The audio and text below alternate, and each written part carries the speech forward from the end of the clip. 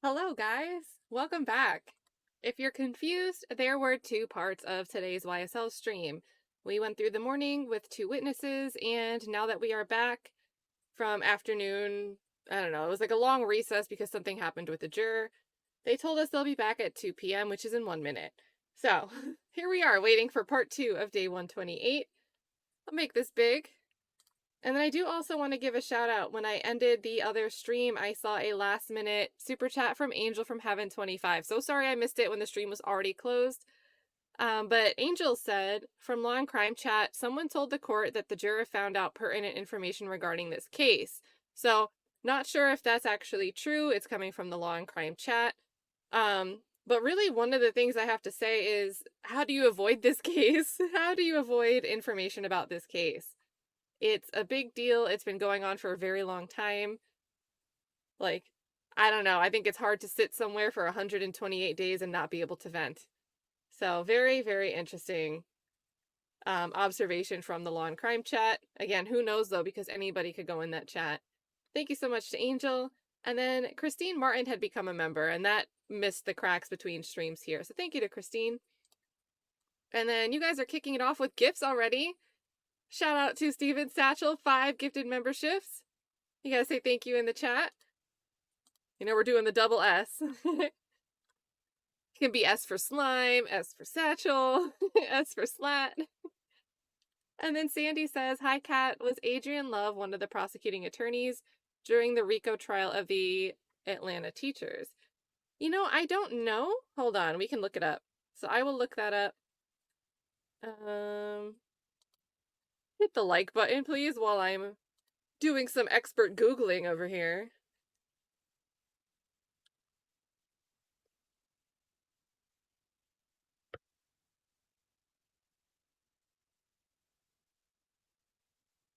The Atlanta Public School. It's always interesting, too, to talk about, like, a school Rico case. Let's see.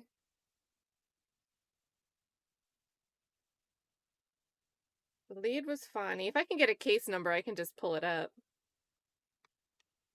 What was the official name of the case?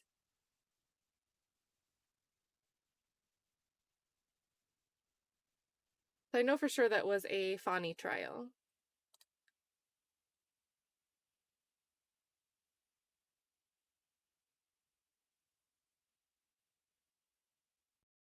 Okay, so I have the sound. We can, as soon as I hear it, we'll toggle back over. Okay, so Dobbs Elementary Principal.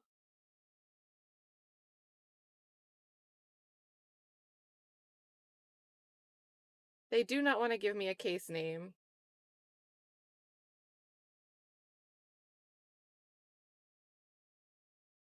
Do you guys know if it was, you know, like Dobbs Elementary, or was it like Dana Evans, like State versus Dana Evans? I'll search for Dana Evans as a party. And we'll see who was on that case. Let me get back over here.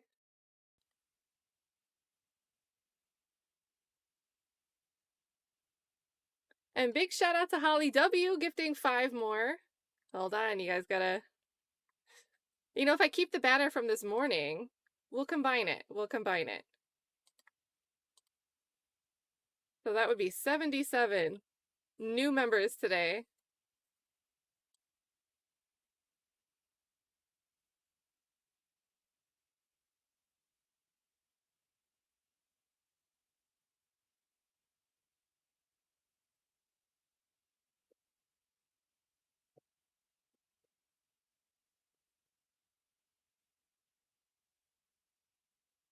All right, so we have a banner quick here.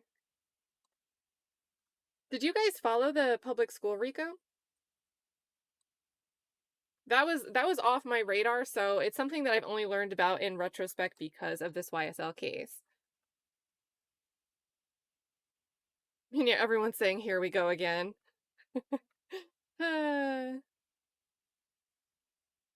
Yeah, so the jury was sent home earlier in the day already before they told us that they were coming back at 2 p.m. We want to hear Harvey yell. Yeah, with a 3-hour break, they shouldn't be late getting back, but here we are. Here we are. What else is new? Aw, heck yeah, Natasha's a member and didn't even know it. Oh, Brooklyn! Shout out to Brooklyn! Alright, so let's go.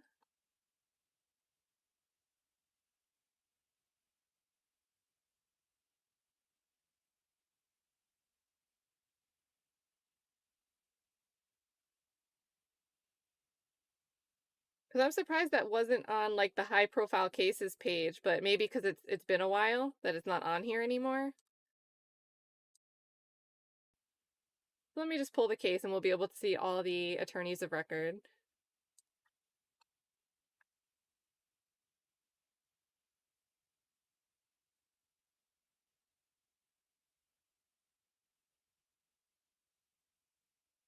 I'm tempted to play the ABCs of Steel as background music while I'm doing the search. What's the case number?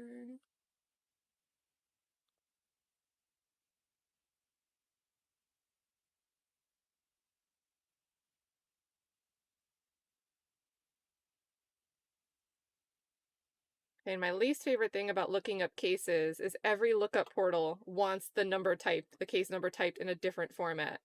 So good times.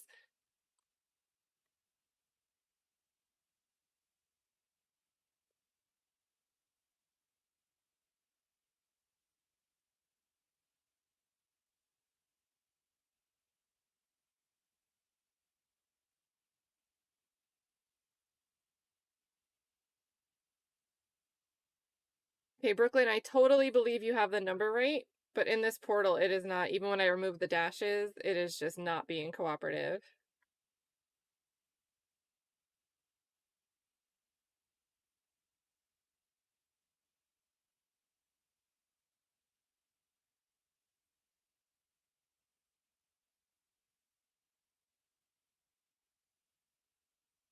Okay, and then Mocha is me says Sylvia's channel says something about emotion.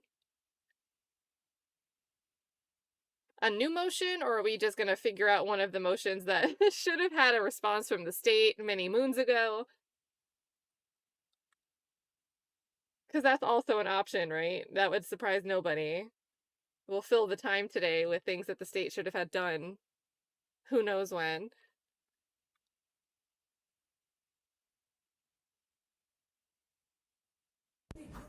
Oh, here we go.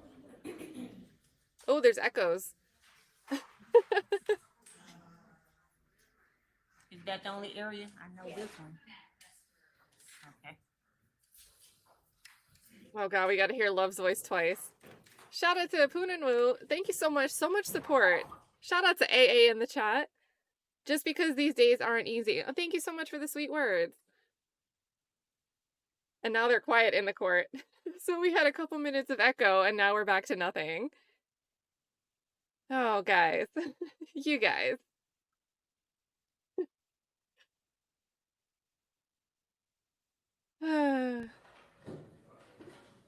It's a nice new view. We get a little side panel that we don't normally see of the Zoom screen. Oh, we're back to the seal.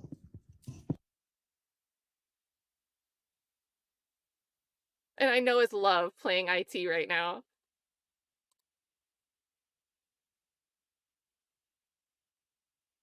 Oh boy. What a day. What a day. Get together and get some things settled to get on the same page with exhibits and things? Do we have any kind of? With the exhibits, I spoke with Mr. Adams and we agreed to exchange physical copies. Let me double check. That 11 was a Alive. suggestion, and so we're gonna do that. I did have an opportunity to speak preliminarily with some of the attorneys about the other matters. Okay. And so those are we're working on those. Good. And Miss Knight is headed over with the last page of the exhibits that we have, and we're going to exchange the two, and we can continue to compare. Okay. All right. So if we're not quite ready to go through that, which it doesn't really make much sense to do before y'all have had a chance to see what you are on the same page about, then do we want to maybe keep going through the wiretap evidence, or, because y'all were going to also get together on some of the Mr. Ryan evidence, so I'll give y'all a chance to do that as well. Right. I've only done part of that. Yeah, no, I know. And I mean, I was going to give you some, I know that we're having this unexpected non-jury day, so I don't expect y'all to have already accomplished all of that, but I All don't that want us paperwork. to just waste time since we're here already. So one thing we can do is just skip over that one issue that you asked for a little more time on, and but you also haven't really had time to narrow down what else you think is on here. Okay, so what do we still need to look at that is not this either, but that is evidence? I didn't think about that. I'll let them respond. I'll see it there. I'm listening. When you said not this either, what is Oh, sorry. So the list of all of the various parts of the wiretaps that the state wanted to introduce, remember yesterday I encouraged them to further narrow that down, and obviously they haven't had a chance to do that yet either, so I don't want us to go over things that we might not ultimately need to be discussing. I'm just putting this on the radar. I don't have any anticipation that the state is ready to do this today, but I'm just, for my periodic reminder, there's issues with my client's cell phone was extracted, and there's issues with any texts or any information extracted from my client's cell phone. That was in 2022, so that's involving the Shamal drinks case. I brought that up a couple of times, and the state said that they're going to identify those items. They haven't yet. I'm not complaining. I'm just trying to replace that on the radar for some later time. Okay. And Your Honor, I just want to make certain it's just the identification. There's not like a suppression or anything motion on the You just want to papers. know what all they're going to use. I did move to suppress the search of my client's phone, but that was denied by Judge Glanville. So, you know, there's just a lot on my client's phone that has nothing to do with this case. There's bad character stuff. There's Well, I would hope if it has nothing to do with the case that the state doesn't intend to use it, but. from my perspective, it has nothing to do with the case. I'll put it like that. Why is she And so laughing? at some point, anything that the state plans to use as far as text messages, things of that nature, that needs to be litigated. All right, when can the state do that? I think that in the same way we're doing with Mr. Ryan, we can schedule, Mr. Sharp and I can talk about when he's available, and we can actually go through it whenever, like this weekend. I'm trying to buff Ms. Love's offer to sit down with her, but it would just be. It doesn't have to be helpful. me, just somebody. Well, Ms. it's Hilton. not you. It's just if the state could just identify what they plan on using, and then I could look at their list and then figure out. Okay, so Thoughts on can you get, About Ms. Love personally, it's just sitting down with anyone going through my client's phone. I just think if they go through it and figure out what they want to use and let me know, then. and then you can maybe, okay. Sort of like y'all done with some of the other things. So if you can, when can you provide to Mr. Sharp the proposed list, I guess? We need at least to try and whittle it down. We need at least through next week. So no sooner All with. right. So by next Friday, you could do that? Can we have until the next Monday? By the following Monday, Yes, the 23rd? yes. Okay. That's fine. And Your Honor, these are probably when I think about it, the sequence of charged acts, these are at the very end. So if we're going Well, sequentially, I mean, would that's assume- fine, but Yeah, I'm we just- still have to do it at some point, and so probably the sooner they can get it done and get it to you, and you can, y'all can maybe agree to certain things, maybe not, I don't know, but then we will have it available to litigate whenever we do have another non-jury day. So Absolutely. thanks for getting that put on the list. Appreciate it. Yes, Your Honor. What else are we gonna still need to look at? What other kind of buckets of evidence that we haven't discussed yet? Buckets of evidence. We have the wiretap, phones.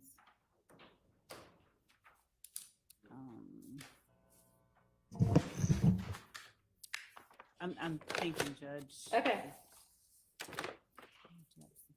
And I mean, one thing we had done at some point, and I don't know if we got all the way through it, but the state had provided everybody with this order of proof and exhibits.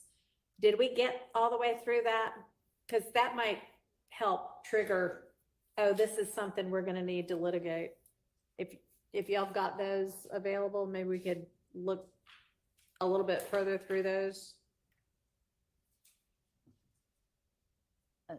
I can get a copy and just, for the court's awareness, we just got those printouts that I'm gonna exchange with Mr. Adams. If we can be allowed to, the exhibit list printouts that I referenced Okay. earlier.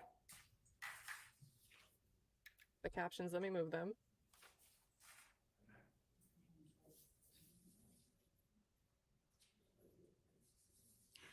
Yeah, I don't think we'd gone all the way through this.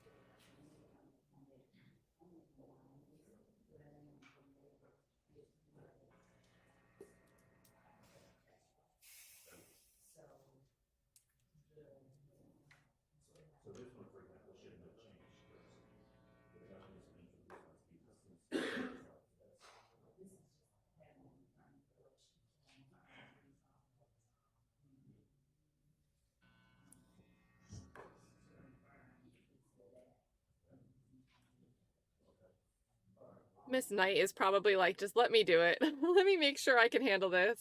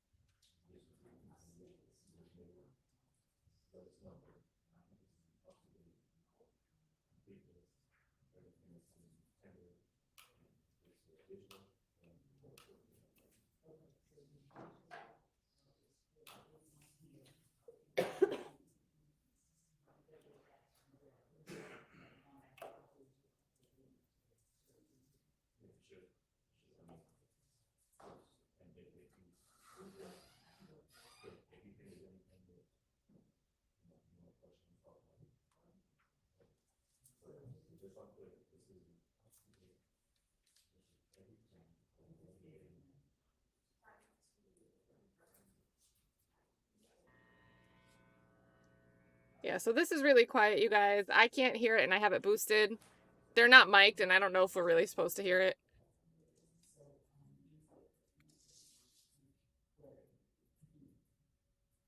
And sorry if you boosted your volume and I'm like yelling at you. My bad. I should have like whispered in.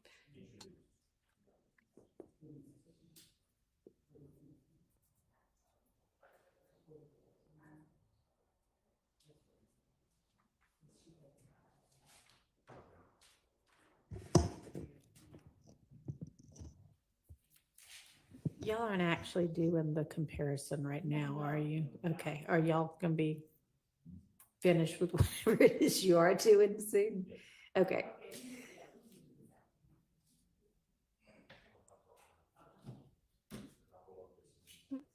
That's kind of funny. That's how we're all feeling. Okay. But it's kind of sad that So if this is how the everybody homework has, gets done.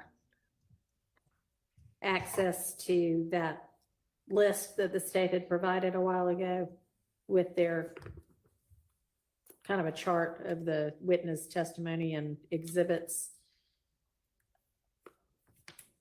I don't think we went all the way through it, and that might help everybody to think about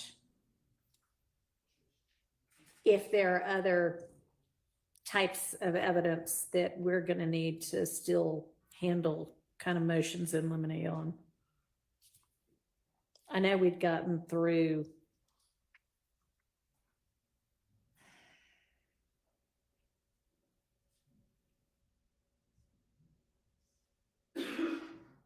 at least proposed witness 24,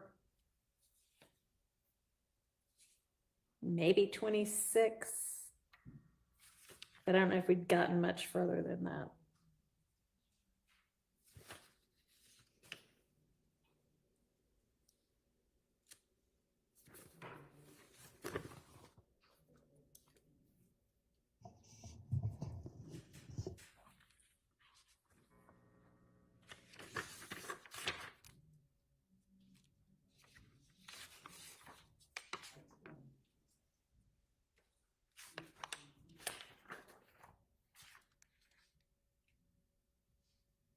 You guys. I feel like as soon as I start talking, they'll do something. So pardon me for talking over them. Let me know when y'all all have it. Shout out to Tamika who says, let's run it up to 100 slime members. So if we're on page 6 at the top with Turner, I would assume y'all have seen all the crime scene photos. Do y'all know, do you, the state, know which ones you're intending to use? So page 6. I mean, have y'all gotten together on things like that? Like, okay, here are the, 25 or 10 or whatever crime scene photos that are going to be used with crime scene tech Turner and. I don't believe that our team has gotten with the defense on those. Okay. There is we have been, and we advised them that we have been told since 2022, I think, that there was a set of photos from Adele Avenue that we didn't have. They said it was lost in the hack. We have been persistent, and Mr. Brown Mhm. has somehow or another gotten somebody to put their hands on a flash drive that has photos in it that he received this morning from APD. We have the emails from between all of us requesting that they go find some physical copies. We brought this to the court and defense's attention several weeks, maybe a couple of months back, that we didn't have them. They said they didn't have them, and but we just kept asking, and somehow somebody found a flash drive. I That mean, happens I can't make it up, but he has them, and I don't know that he's sent copies of them, but we can have copies brought over. That's just a matter that, since we're in the middle of that, I think they need to have and see. Okay. And so we'll bring that over as well if it's not already been sent over via a link. It may have been sent over via a Dropbox link. Okay. But we've not yet gone over the individual pictures and told the defense which ones we will and will not use. I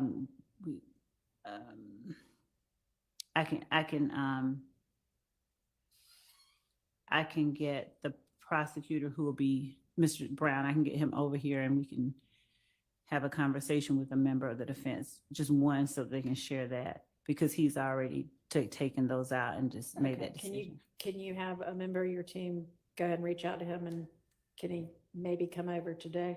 Yes, and yes. Okay. Yes.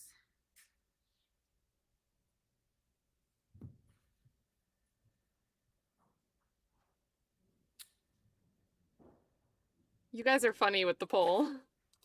And we honestly may not have gone witness by witness up to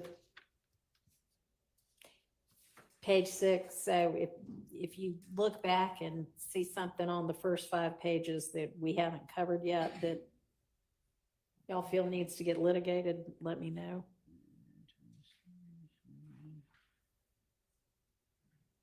Or if you don't yet know kind of more specifically what that evidence is going to be and need to, let me know. Okay. I'm reviewing that now.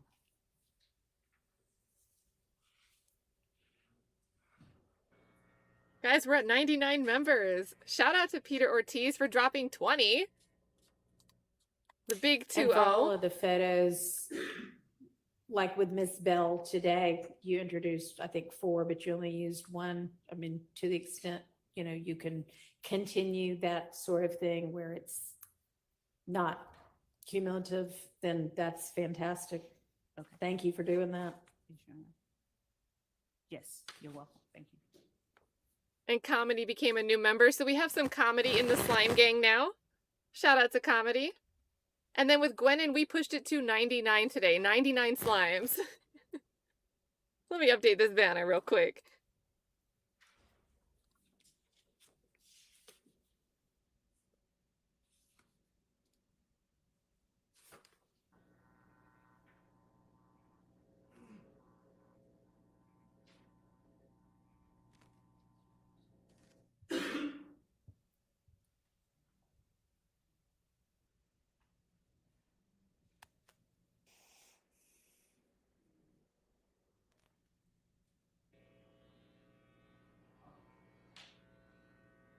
There is one witness whose attorney, I'll just apprise the court and counsel, that may be coming up. Mr. Arnold, I've been in touch with his Miss Merchant, and so that I see that on the list of might sprinkle exhibits if it's necessary for impeachment. Can y'all hear her? I'm sorry. I've just been in touch with one of the co-defendants' attorneys. I see his interview on Mr. Sprinkle's list of exhibits if it's necessary to use, because I've been talking with her about him coming up relatively soon. I have not gone over his interview. I don't think we've gone over his interview at all, but it would only be used for impeachment purposes in any event. But if that's something that I'll have to discuss with the defense in terms of things that they believe that are, impermissible, inadmissible, but that's something that's on the radar. Okay. So can I inquire? I believe I'm looking at the same document as everyone else. For number 8, Michael Sprinkle, it says jail calls, pictures of infinity, social media, and interviews. When we're saying interviews, Mr.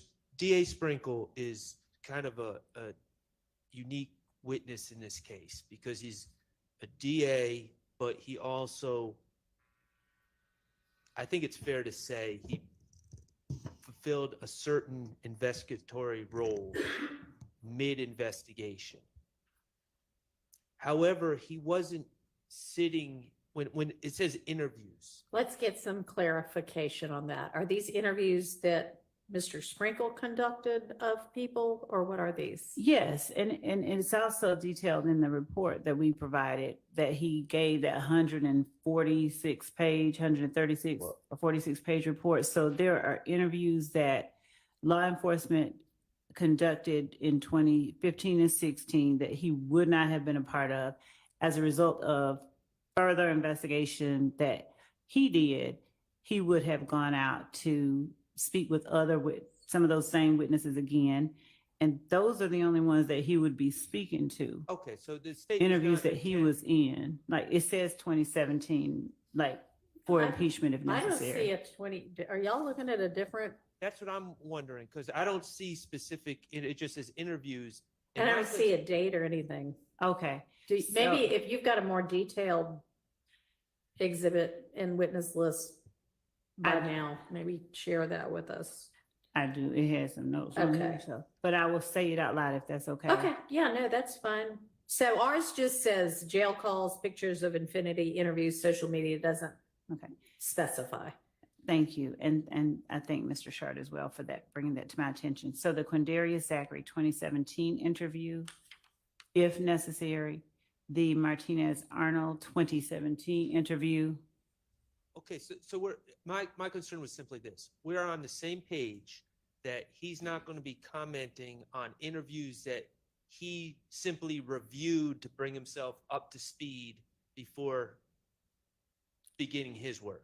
It doesn't sound like it. Okay. No, These are that's not- interviews that he Yes, was a part of. right. Okay. So maybe interviews, maybe not the best word, but Well, if he conducted it, if he was a part of it, then for impeachment purposes, he would be the one that would be impeaching the witness if necessary. And it would Okay. be only for witnesses that have already testified in Correct. cases. Yeah, yes, Your okay, Honor. so he's actually a little bit out of order. Well, no, I guess not. I don't know. So Arnold, Zachary, and whom else? We have Kenya Morton, if we call her. She has been listed as an alibi witness for Mr. Okay. Kendrick, so we may just let him put her up, but we haven't, she's on here. So we can still discuss items within that interview that may need to be dealt with or redacted. So that's 3. All right, but yes, so these would be only after they testify and for impeachment. If Absolutely. you don't just use the interviews to impeach them while they're on the stand. Right. Okay. And then, do we know whose jail calls? We have Mr. Arnold's, Mr. Bradford's, Mr. Stillwell's, Mr. Sledge's. I think we have dealt with the ones from Mr. Sledge while he was We dealt with the one, I think, that we were dealing with Mr. Sledge. And in Mr. Sprinkle's report, he referenced specific ones as it relate to Mr. Arnold, Bradford, and Stillwell. But what we'll do is go through those. That's another conversation we have to have and inform counsel for defendants, specifically those jail calls as well.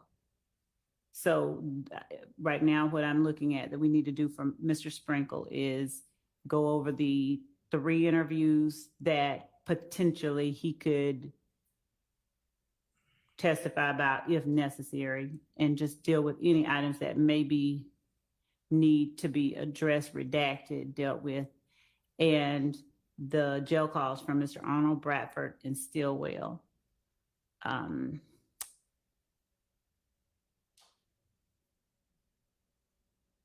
I think we also had social media pics, but I think we got Mr. Bradford's social media pics in through Mr. Copeland. And we also got the social media pictures regarding Mr. Kendrick in already through one of the witnesses that have already testified. So outside of that, and I think we also got the post with Mr. Garlington and Mr. Williams with the "we're not going back and forth" in already. Those are the. So there's no social media left that he'd be talking about then. Okay, so we can cross that one off.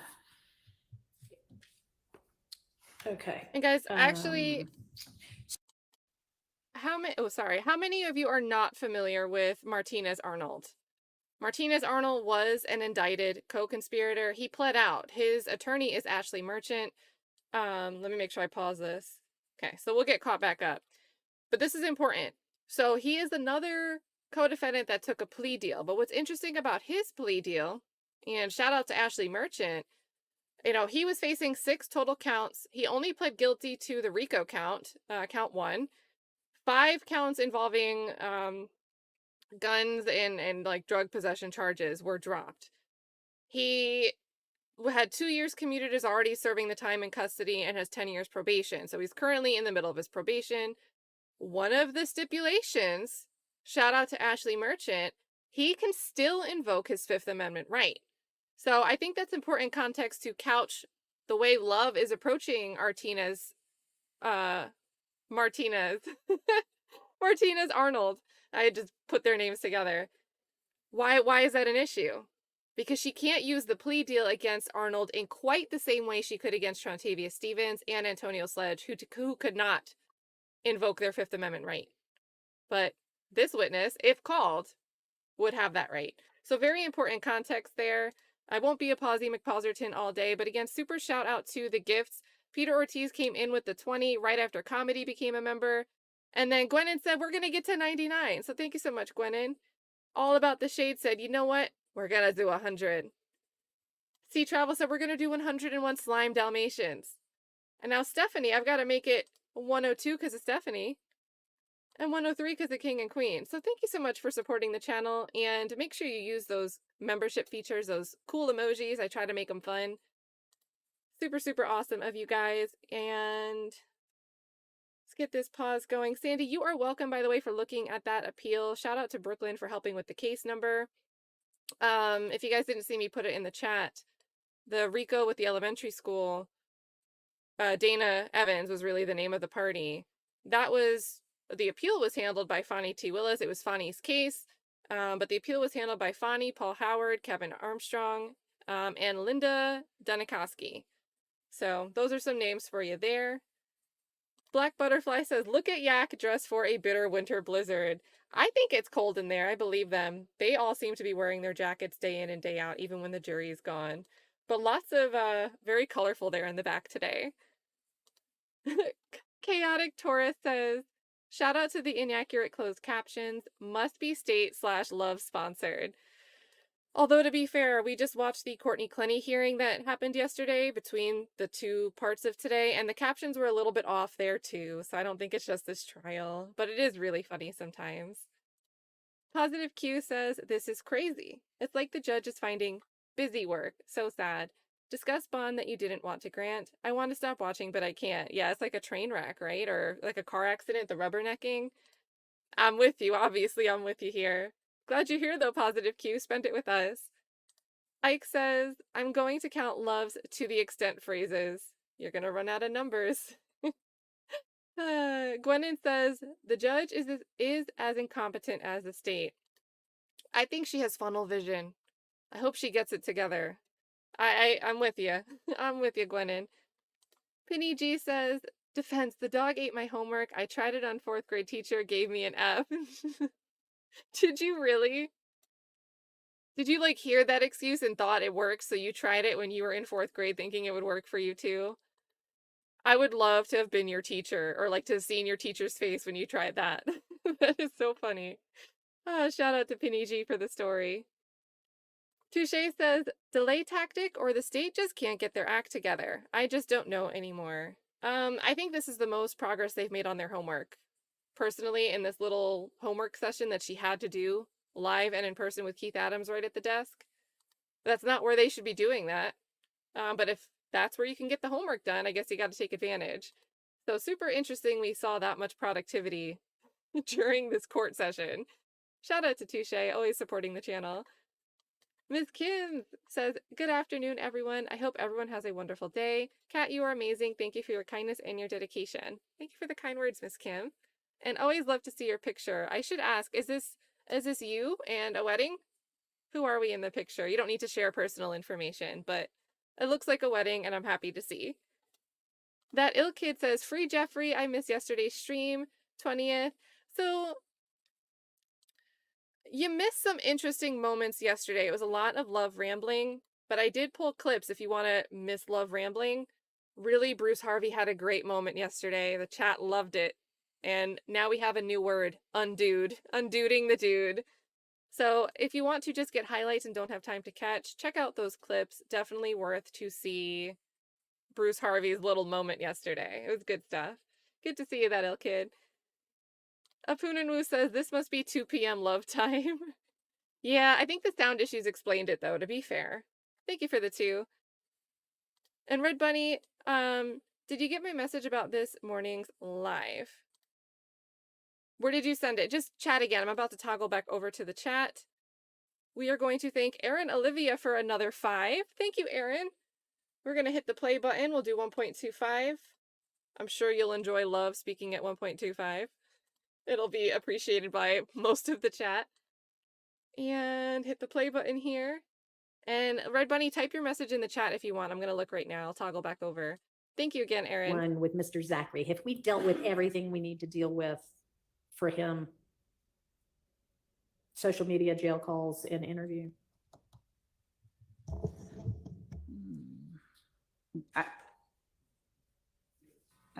Let me check our bucket that we provided. Hold on.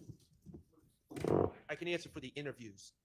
We have reviewed the interviews on the cursory level for bad character, those sorts of things. Now, my stance is that those out-of-court statements should not be played unless there's a proper foundation. So, of course, we still have that issue, and that won't be resolved until we hear what Mr. Zachary's testimony is. But we have reviewed those statements. Okay, I thought for so. the other stuff. And jail calls and social media, yes or no? Interview on the 2017, March, I believe, 3rd, 2017 interview of Mr. Zachary. There was one part that the Honorable Court, I think, redacted that I would like you to reevaluate if it becomes necessary. I understand it's all premature, but there's one section on one page that I would like to, I plan on, if it's ripe, cross-examining Mr. Zachary on and then impeaching him if he says something different. Okay. I could give you a page Do if you you know want. what day was this that week in August that we had the non-jury week that we would have reviewed that stuff? Okay. Your Honor, can would the court please allow Mr. Steele to just tell us the statement or generally a summation of which one he's talking about? Yeah, I'm sure he would do that for us. All right, I see Zachary's social media postings. We went through all of that.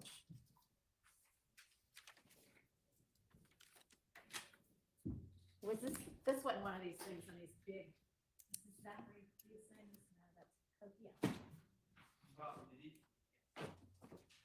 Okay. So can you direct me a little more specifically now that I've got that in front of me. Of course, Your Honor, this is the 2017 process. All right, hang on. The one I've got says 2015. There's a second one 2 years Yeah. later.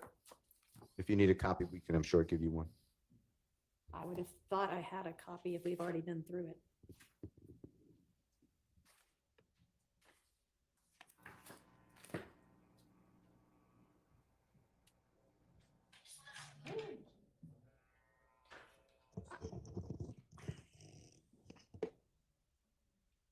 Maybe I just looked at it online. I don't know.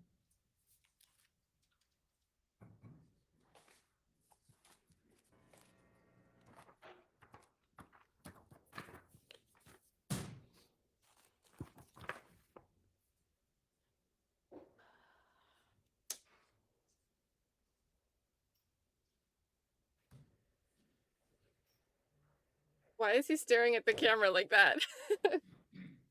He said, screenshot me. Mm.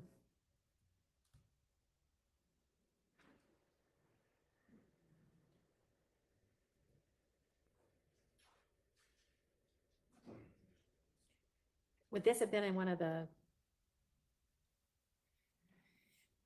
evidence reviewer links, maybe, that the state sent? This particular interview was not on evidence reviewer. Okay. It was what's the, they were the MP3s? They were MP3 files and it was an audio. I honestly don't remember us playing the audio of this in court. I think we were mostly working off the transcripts. Is this, okay. So I've got his August 5th, 2015 interview. That's the evidence reviewer Okay. one. And then I've got a list that I think you put together was kind of page and line objections that I Right. think was to the 2017 one. That's the one that Okay. Mr. Steele is referring to. All right.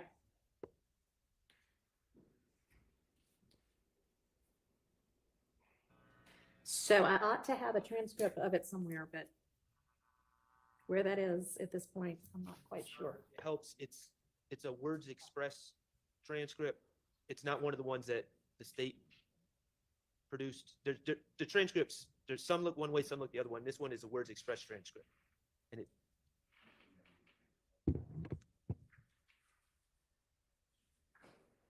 it's 262 pages. All right, well, honestly, instead of me taking time trying to find it in some electronic file, if y'all got a copy of it that I can borrow, that would work as well. Thank you.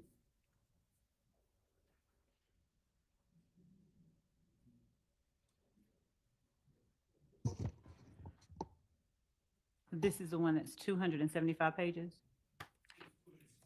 Okay, just because I know we have multiple transcripts by different transcribers, if they would just, if the court would allow them to send to the state as well, the one they're referring Mr. to. Howell, can you send it to Miss Love as well when you hit send? Thank you. Thank you, Your Honor.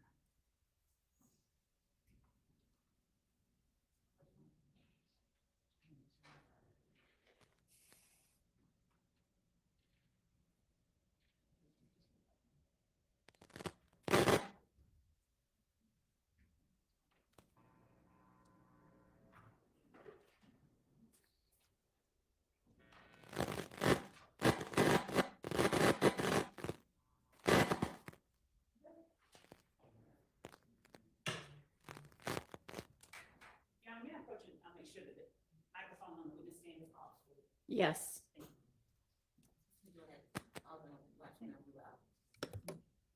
I think this might be the culprit. Hmm? I think that the extra microphone on the witness. Might stand be what's causing it. Okay.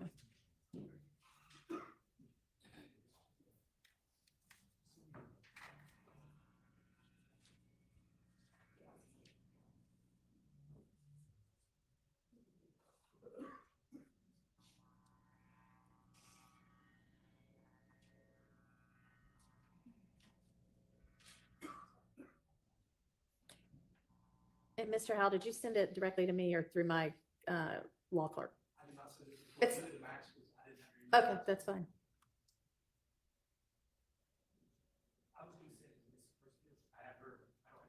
That's fine. She's listening in, so. Ms. Persfield, when you get it, you know to just forward it to me. And Steven Satchel, can you repost the link? You should be able to post links and we'll be able to see it now. But I think YouTube will block links if you're not And an approved I user or just sent mod. one. I think I found the one, and so I just sent it to everyone as well, so including the court, if that's the right one. They can let me know if it's not the one they're using.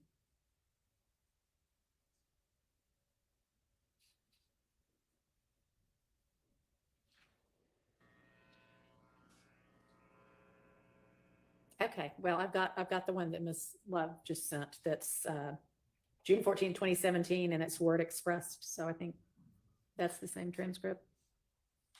Should be March 3rd. Hold on. That was a date of transcription. Date of transcription. Yes. Okay. That.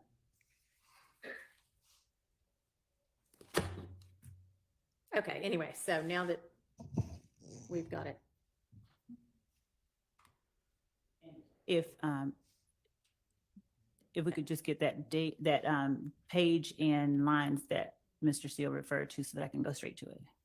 I believe it's, I know it to be page 39, lines 14 through 20. And this honorable court has preliminarily excluded that unless a foundation is laid. And I just wanted to, while we're talking about information, I just wanted to tell you that I was going to seek to lay the foundation. That's all.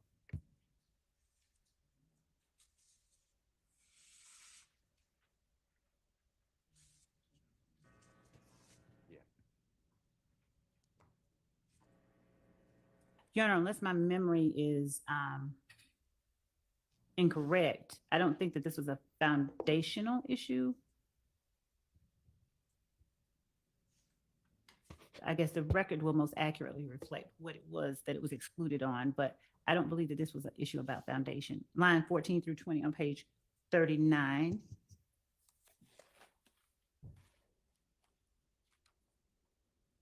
Well, I mean, if it was a foundational issue and you can lay the foundation, then that takes care of that. Okay. Okay.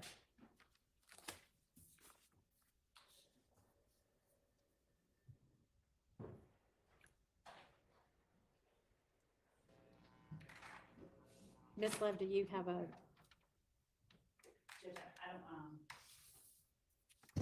I don't have my notes on that hearing that we had that Mr. Steele is referring to, so I don't have at hand the court's ruling or anything that I can make a definitive statement about it on. Not that. Okay. I have to search through that. I don't have those notes. I'm gonna check with the team. Your Honor, I reviewed my notes from that day. Okay. For page 39. What day was it? That would help me. August 6th, 2022. August 6th. Okay. Court has stated to sort out the argument. Say it again. Pick up the mic and say it. Court has to state to sort out their argument on this and get back to the court. Ah, well, there we go. Like a common sense ask. We may be on the same page. At the time, I was trying to figure out what was based on personal knowledge versus hearsay, and the state was arguing either personal knowledge or statements of a co-conspirator. So at the time, on August 6th, the state was seeking to admit this evidence. And so that's why they were supposed to circle back. But now as trials progress, Mr. Steele is saying he wants to use it. So that's why the state was supposed to get back. Okay. Does that ring a bell, Ms. Love? A tiny small one. I'm just going through our notes on that. Okay. Tiny small bell. Oh my goodness. Shout out to Cece Prince, working hard over there, working so much and haven't had a moment to hear the chair or the crow, aka Mrs. Lousy Love. We've only had one chair squeak today. Just one chair squeak, Cece. You haven't missed that many. I hope work is going well for you.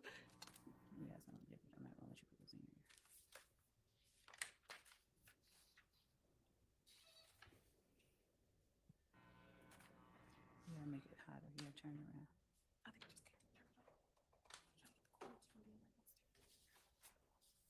You just, oh, you want to keep it on, right?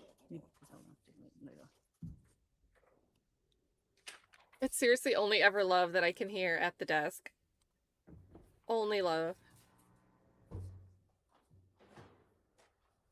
This is really a hearing about Love having her stuff together or not.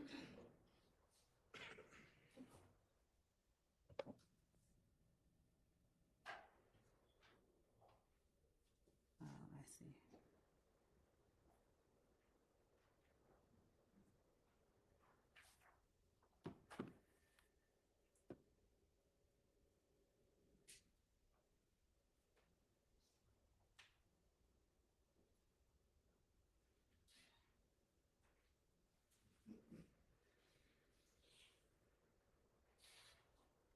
Jeffrey Williams making beats in his head Hold on. with the squeaky chair noises. All right, can you feel it? Yeah, the cord is good. Okay, I see what you're saying. They thick. It's a tripper.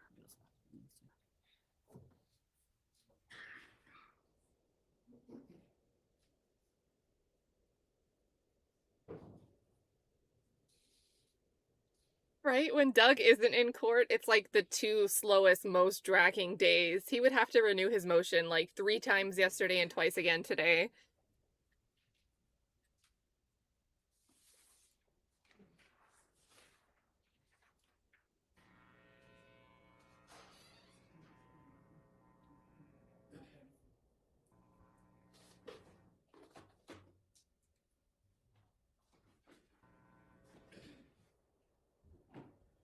Oh, and Josh Silly, how can the DA be involved in jail calls? If you're talking about Sprinkle's going to be a very important witness because he's the one that put together the affidavits for Want wiretaps. it in, and if not, if the defense gets it in, do you have an issue with that, or? I'm reading just the area before it and the area right after it right. because I just want to make sure that we don't have an issue with it. Okay.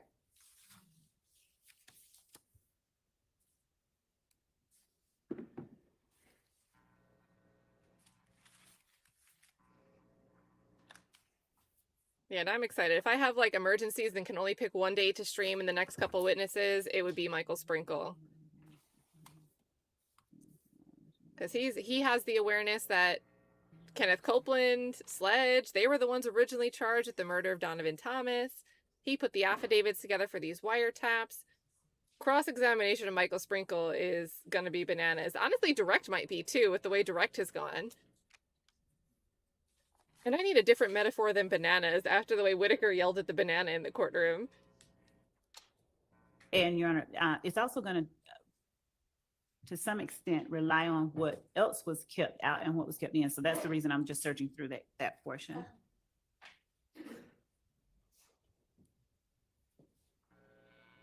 And Tay Biz, good to see you. Are you rescheduling your stream that you were going to do yesterday for today? Let us know. Please let us know if we have things to do. Hang out with you this afternoon. We'll sneak in some contraband chicken pot pies over to your stream, as if you were the Rice Street Jail.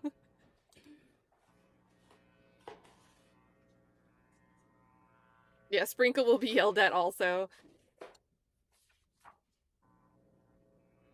Oh, it'll be such a good day when he's called, because we can say Sprinkle all day. Shout out to Elizabeth Wright for the super sticker. Super cute.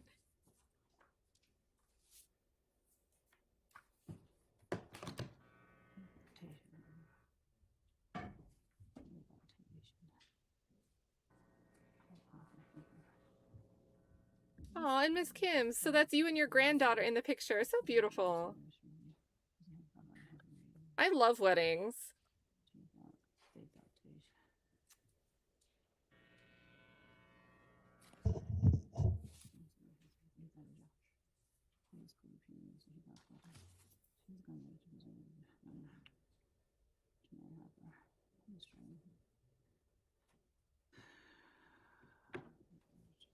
Can you get some more material? Because I know she kept it. I'm seeing what she kept.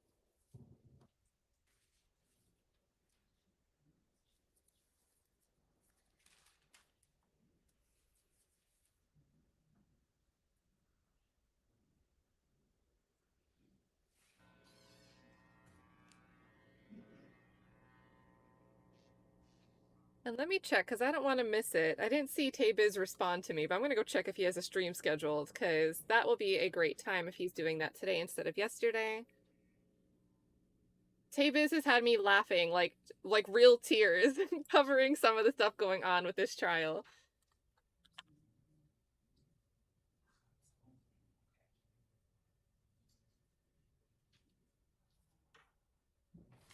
Okay, so I don't see anything scheduled, but you guys, sub to Tay-Biz. You absolutely will not regret it. You know, inside joke, we call him Tay-Quez. Tay-Quez TV and the Quez Nation.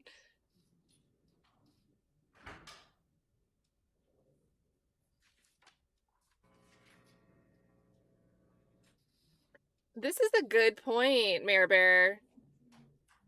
What if Love's intentionally trying to get the media kicked out by speaking into these microphones when in private convos? And that's really the bar of where my trust level is, right? Is that, you know, in other scenarios I'd be like, no, I don't think so. But it's plausible here. It's plausible.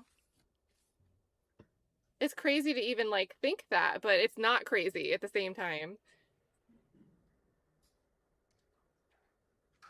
And the jury's supposed to be there Monday, but I think that was just a due date for certain homework, very late homework to be due finally. Okay, cool. So when you do schedule it, let me know and you can drop the link too, but make sure I know so I can like say it out loud to all the listeners in the chat. So Tay-Biz is going to schedule a live in a little bit. That way we can share the link to the live before Your Honor, this day as ends. to page 39, lines 14 and 20, they harken back to page 38, lines 11. The context of that, I think, at the very least, starts on page 38 at line 11. And in that, the soon-to-be-called witness is informing the detectives about someone's opinion regarding who shot up a certain location. And that is listed on page 38, lines 11 through 12.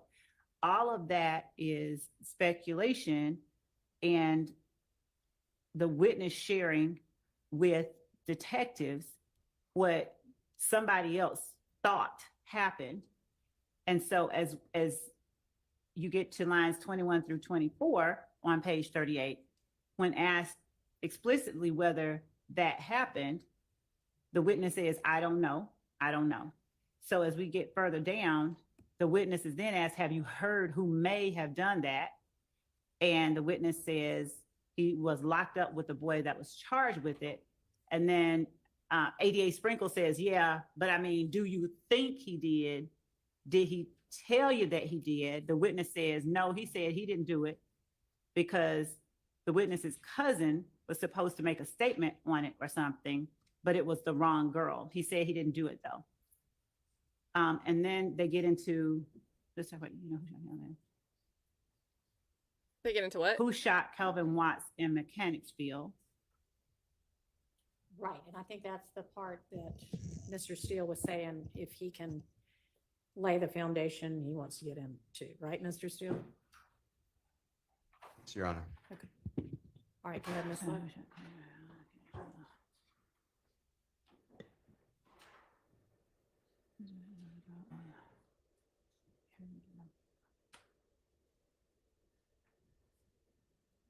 Okay, I remember this argument. So if there's no objection from anybody else, I don't think that we have one to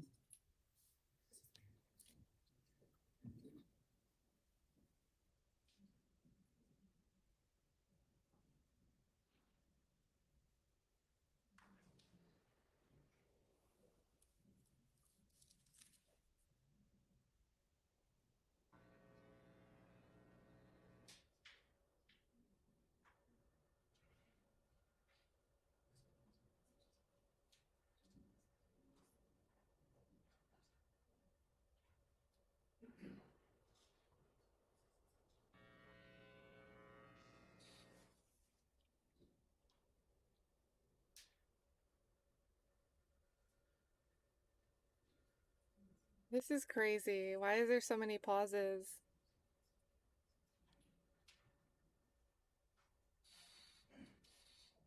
Can you imagine if an attorney, like in private practice, that had billable hours that they billed their client delayed like this and wasted time like this?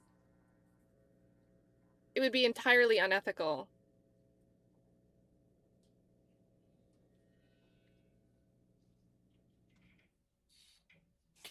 Okay, well, Mr. Steele, do you think that, is your plan to kind of ask some foundational questions to figure it out? Or do you think that it's already enough here in this transcript? I think it may be enough, but I will ask foundational questions. Okay. I mean, it seems If like, needed. I'll ask him first about it, and I won't use the transcript, and then if he says something different, I'll say, did you say this? But I'll lay a foundation Okay, before I I mean, ask him the that's- first question. And Your Honor, I obviously, if it's established that he has a basis for knowledge that does not consist of what somebody else might have said some other time that we don't know about, and he doesn't have personal knowledge of it, if it's not that situation, but he does have a basis for it, unless there's some other valid objection, then there's nothing that I can, complain about right now. Yeah. all right, If there's an objection, we'll make it at the time, but I don't see anything right now. okay. Thank you.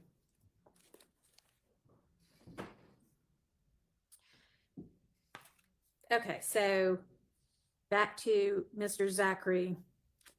The interview would only be for impeachment, and have we gone through all of his social media and jail calls that might get utilized?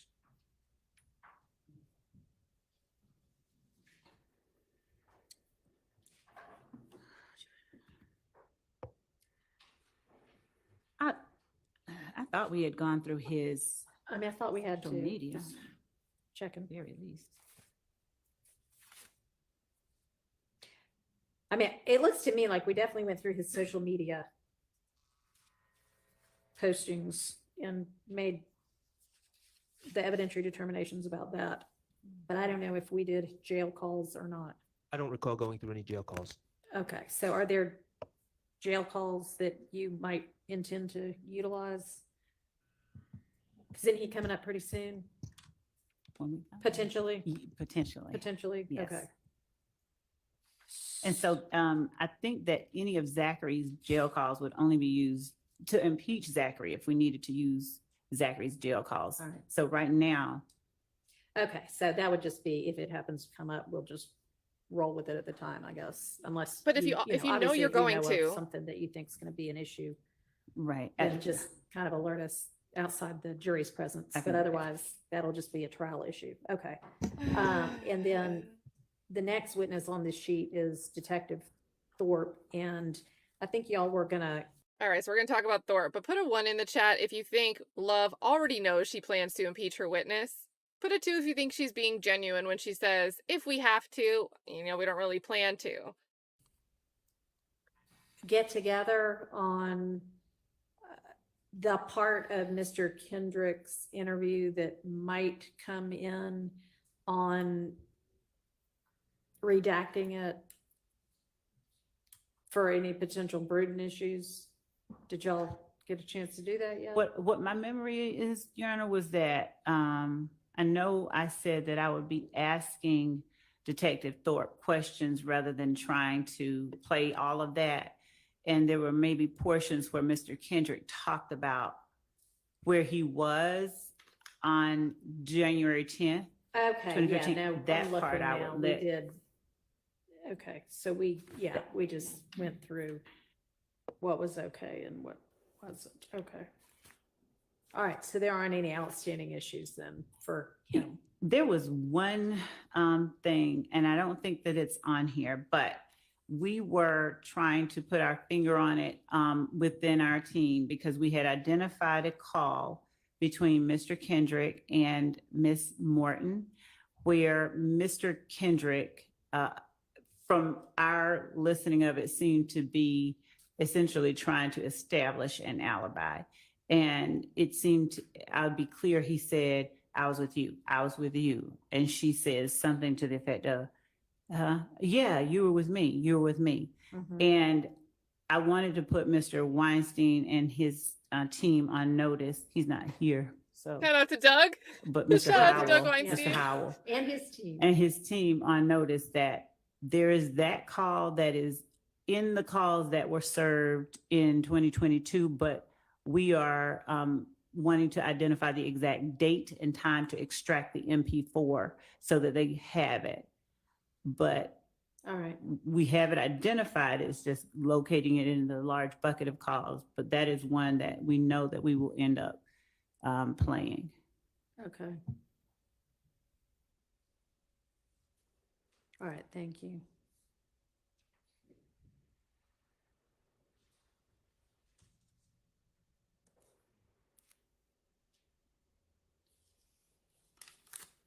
Okay.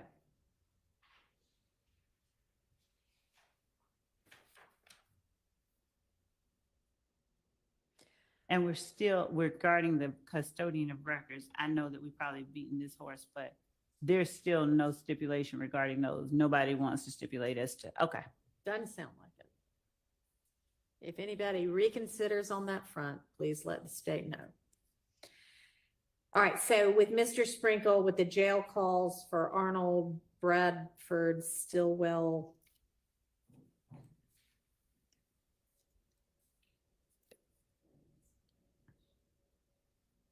The defense has them all, right? Yes, and I believe that they're in the bucket of exhibits that we provided to them. I'm confirming that.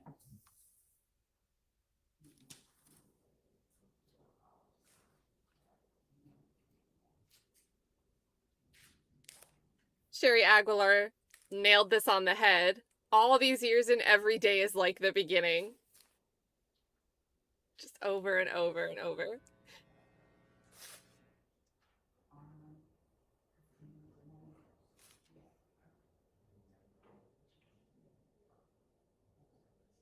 Look at all the Doug love in the chat. Yes, sir.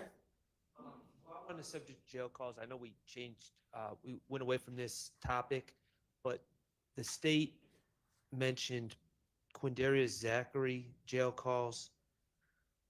From my recollection in the discovery, I don't believe we've ever been served Quindarius Zachary jail calls. I do know, I'm more certain that the state has never identified any sort of group of calls that maybe they may be interested in bringing into this case. So if there are some calls, if we haven't been served them, which I don't believe we have, I would ask that they be excluded. But if there are some calls into discovery, I would just ask that they're identified before, like, right when the state wants to bring them in, because we're going to have to review them. I know that Your Honor said, you know, when that comes up, we'll get to it and we'll discuss it. I just don't want to be in a situation where I'm hearing about a jail call of Mr. Zachary's for the first time in court.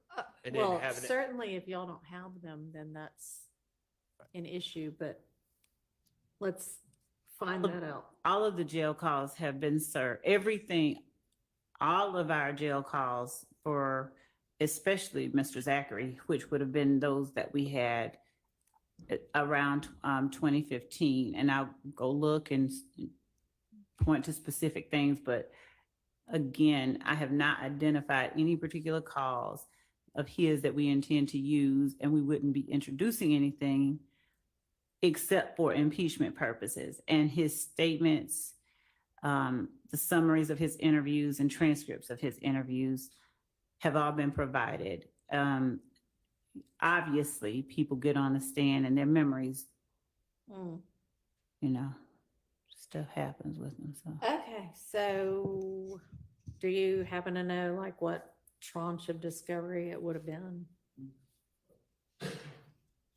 Judge, what I was doing at the moment Mr. Shar asked that question, is I was actually trying to get the answer to Okay. the All right, we'll give you a minute to. calls regarding Mr. Bradford and Mr. Arnold that are listed under Mr. ADA Sprinkle. And those were the January, Oh, Bradford and Arnold, we got that. I'm talking about Zach. the court made the inquiry, so I was trying to.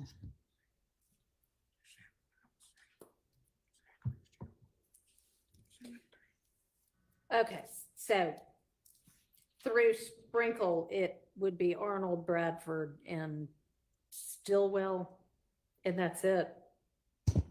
Jail calls, potentially. I believe it would be, those are the ones that we have identified so far. Yes, those are the ones that we intended. There were only, I think, 5.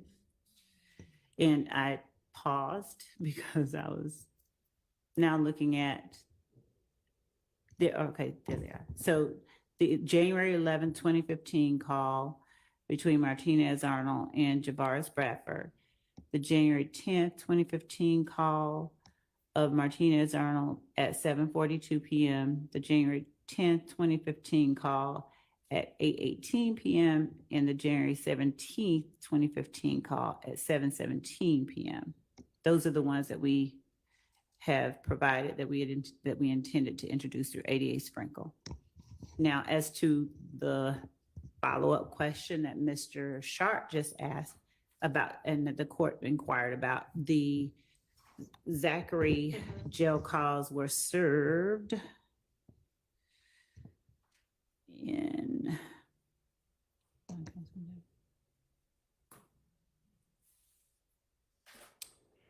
they are in July of 2022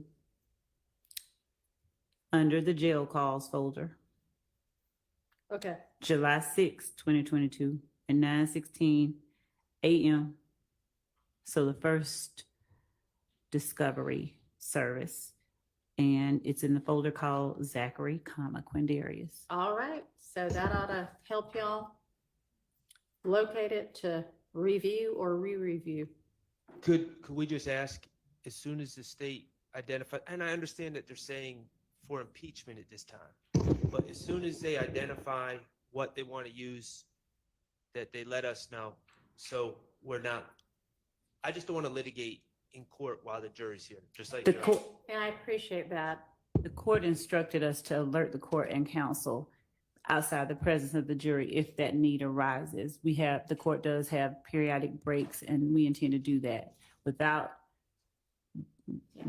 I mean, I imagine it would be kind of hard to know before you know how he's going to testify, but is it a large volume of calls?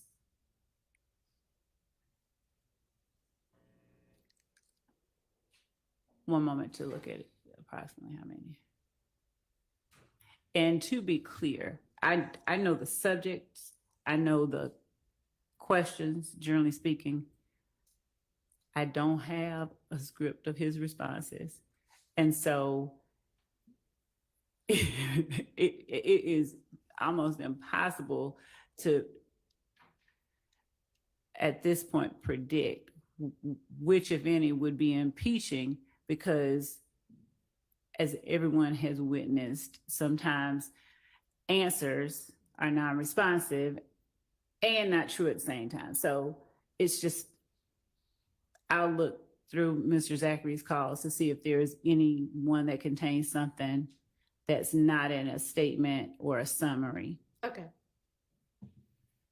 Thank you.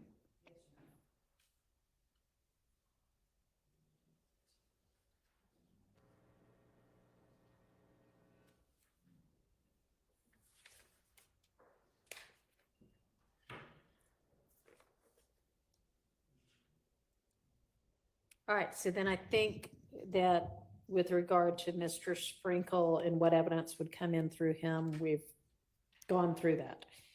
And then we've got cell phone custodians. I think we already talked about Mr. Burney. They resolved the Bernie issues?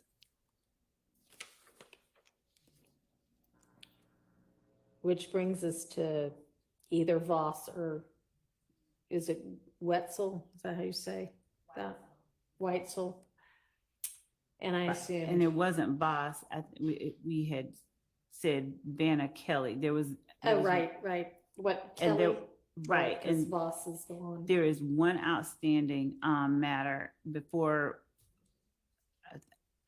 I think at least a week before. I don't have the notes that I had called about. I'm checking now to see if they've been sent recently, but so the court had asked us whether she had provided a separate report. Right. And what the GBI told us that we informed counsel for the defendants is that she not just peer reviewed, but she verified the results that Mr. Voss obtained.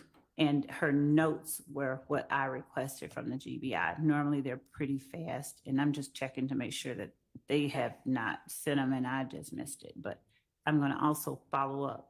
All with a right, so call. either, if you do have the email, just send that on, and if not, follow up. Okay. So that's all that's outstanding for that.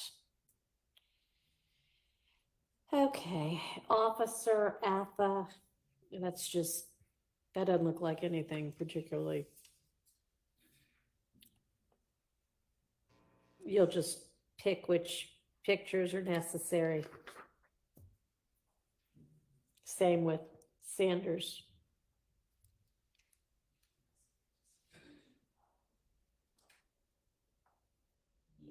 And Smith, that evidence already came in, right? With Sledge.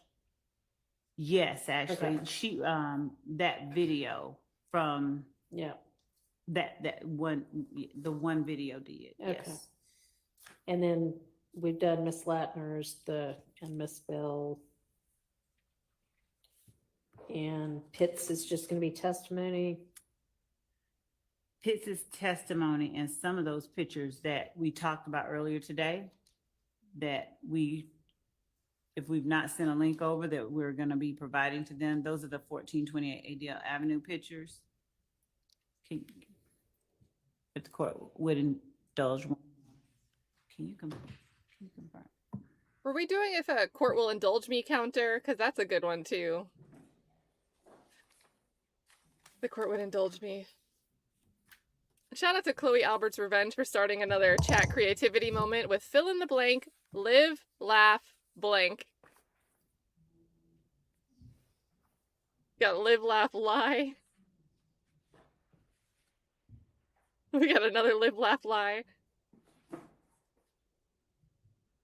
So we have identified 9, I think, out of several from 1428 Adele Avenue that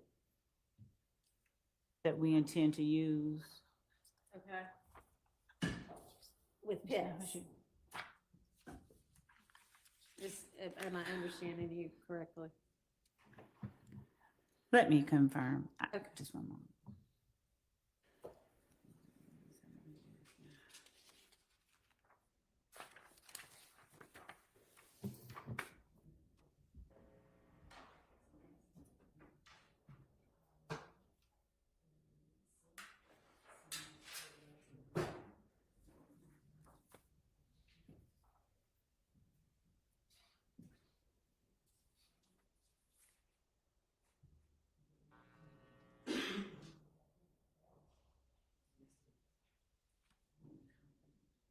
Ooh, live, laugh, slime has a nice ring to it.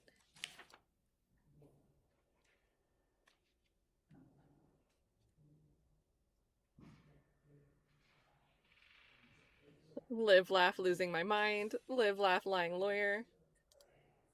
Live, laugh, drink. Live, laugh, buffer. Ooh, live, laugh, nose white.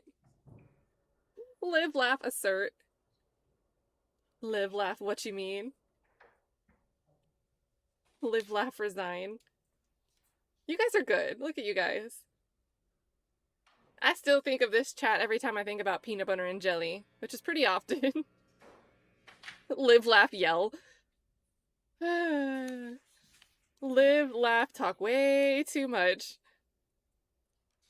Live, laugh, limit emotions mid-trial.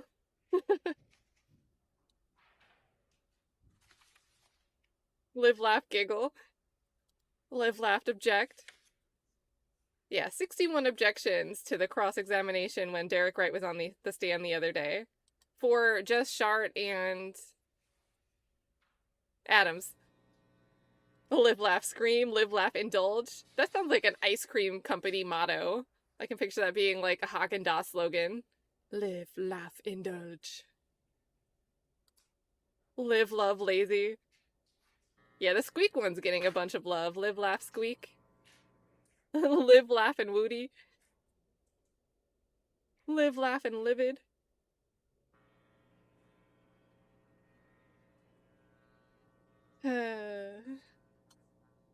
Live, laugh, form a gang. The buffering symbols.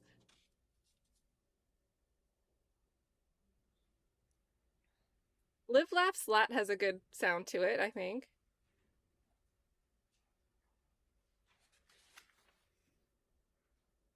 Live, laugh, 403. Oh, you guys are great.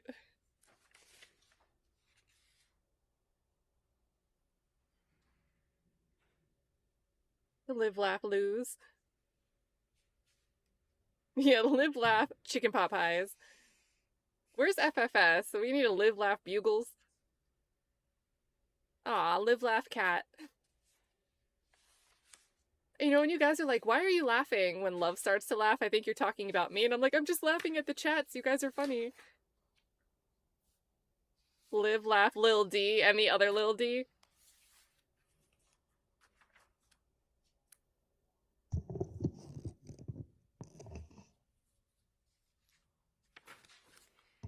So, Ms. Love, while we're waiting for your colleague to return, just let me generally say that with all of the crime scene photos, just make sure that you look through and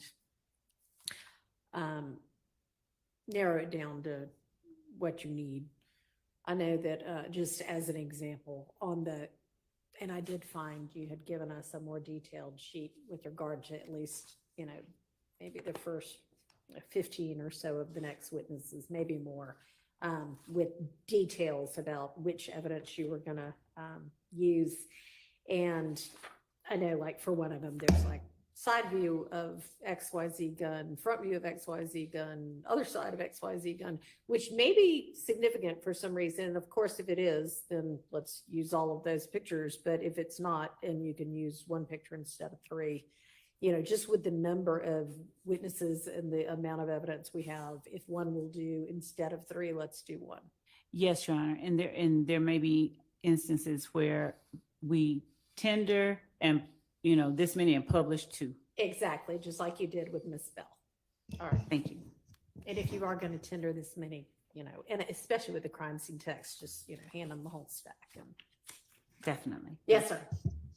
Your Honor, while we have a minute, can I ask, can we go back to number 23 on page 6? It says Ye- Tyrone Dennis. Yes. The second check or second box thing says overall investigation of crimes of YSL between January 2015 and December 2015.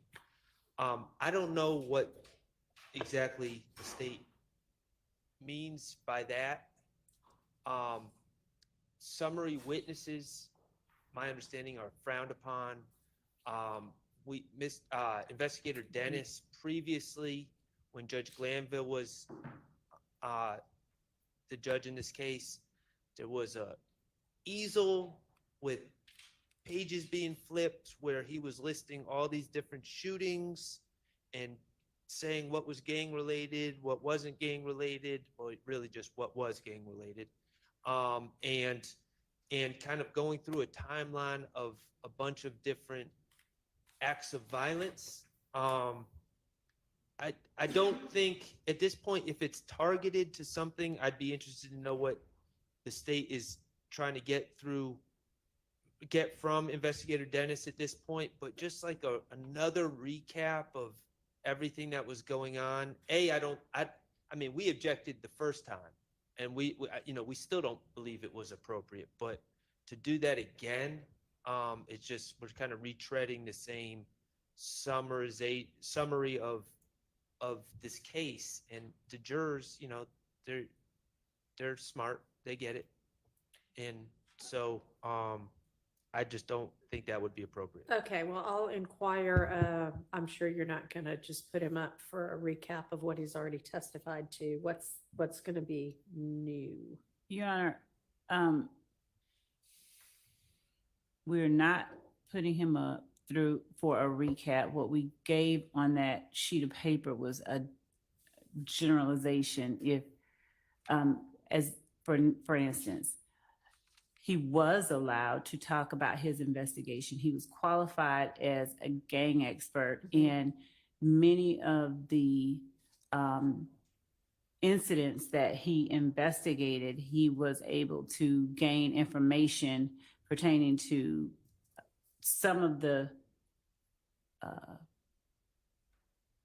facts that he testified about. He was some of the things that he was able to testify about. He also actively, like I said, participated in the investigation. So he, as a fact witness, was able to testify about those things as well.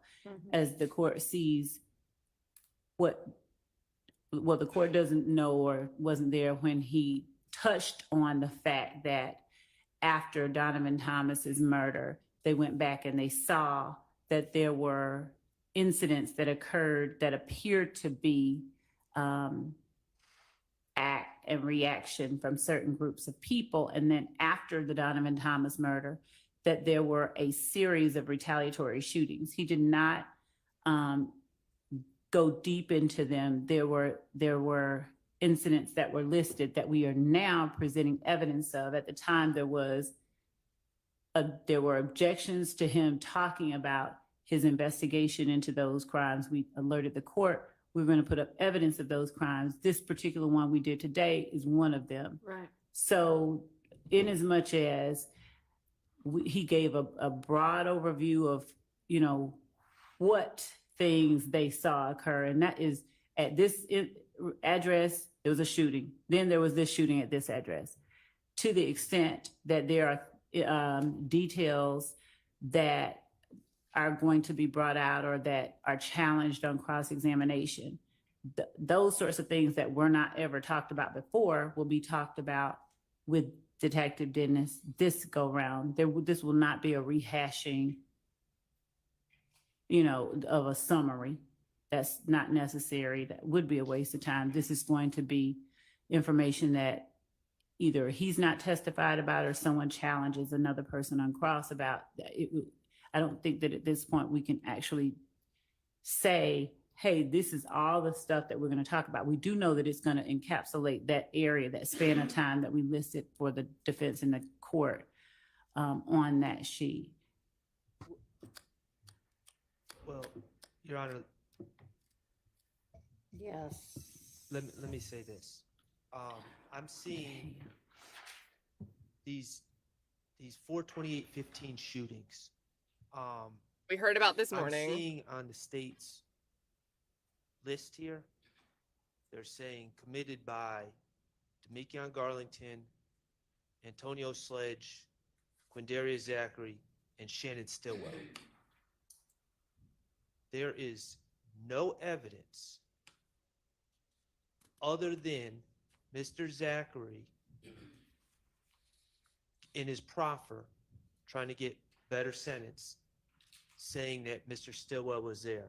There's absolutely no evidence, no phone records, no other witnesses, no ballistics that link to Mr. Stillwell. There is nothing that puts Mr. Stillwell in that case. My concern, and he wasn't charged either. Okay. What I don't want is, I don't know what Mr. Zachary, where he is, if we're going to hear from him, if we're not. But what I am going to have a motion if somehow Mr. Stillwell, through investigator Dennis or some other witness that has no firsthand knowledge of anything, starts trying to bring my client into the 4/28/2015 shootings. And from the discovery, the only person that says that is Mr. Zachary when he was, trying to get himself out of trouble. And if Mr. Zachary says that, I will deal with that on cross-examination. But until Mr. Zachary says that, Investigator Dennis should not have anything to say about that. All right. Your Honor, the state, we are well aware of what the rules of evidence allow and don't allow. We will adhere to those. And as it relates to the evidence that we tender to prove the facts of this case as relates to each of these defendants, we will comply with and follow the rules of evidence. And I think that at this point, to efforts to sort of restrict what someone believes we may do is, at the very least, it would be a waste of time. It would make no sense for us to try and introduce through a witness we intend to put up a statement through someone else, through Detective Dennis, a statement of Zachary before Zachary ever testifies. That's wrong. All right, We're not good. going to do that. I mean, that's And so- good. I don't mind somebody alerting everybody to that as a potential issue. And I appreciate that you say that, of course, you're not going to do anything like that. Can't wait to see how that Okay. plays out. Yes. On that, over objection, retired Detective Dennis did testify as what I'd call a summary witness. Uh-huh. But the court needs to know that we never received an expert report for some of these people, not Miss Bell, who just testified, and those reports that we have on that incident on April 28, 2015, that found her to unfortunately, tragically be shot. A lot of what the Detective Dennis previously testified is total confrontation clause. I don't even know who he spoke with. He just spoke with people, interrogated people, interviewed people, people called him up, CIs. I have no idea if there was hope of benefit. And I think that's what Mr. Shart is getting to, because that's already happened. It's over objection, and I don't want it to happen again. And also, summary witnesses are not favored. That's United States versus Perry, P-E-R-R-Y. And that's 35F 4th. It's at 293. It's in Division 3, 5th Circuit, 2022. Specifically, again, we caution the government not to rely on improper summary witness testimony. So I would also join in that same objection. And I understand it's a pre-objection, but Okay. Thank you.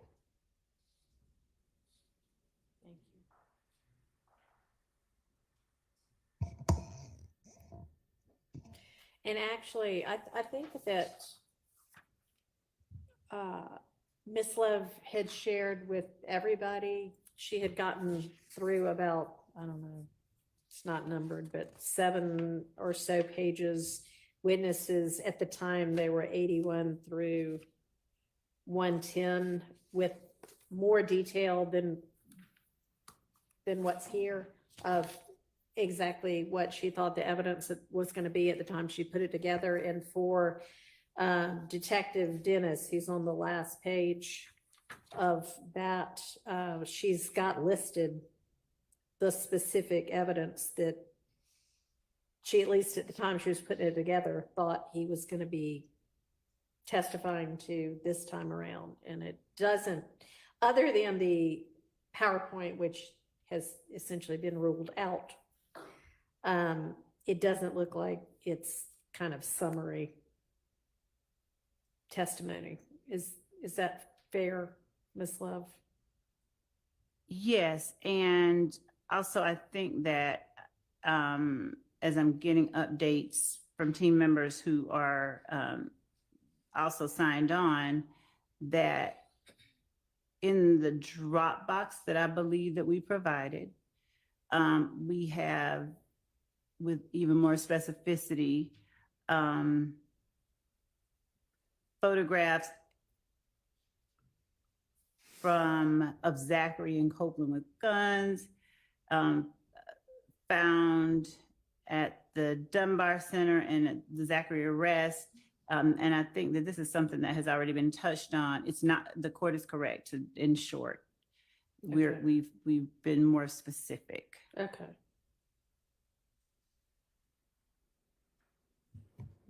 Okay, sure. All right, so did you come back with further information? I think we had paused on something and. We did, okay. So we have from Adele Avenue, there are several photos that we are still narrowing down that we got today. We will provide both all of those photos as well as the ones we intend to tender as evidence.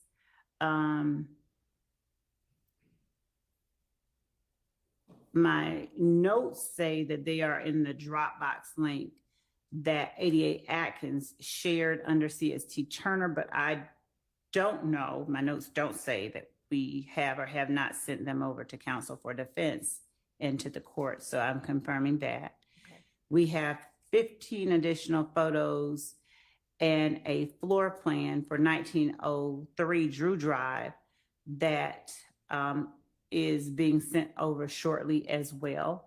Let me confirm whether that Dropbox link was shared internally or with everyone. Okay. Just one moment.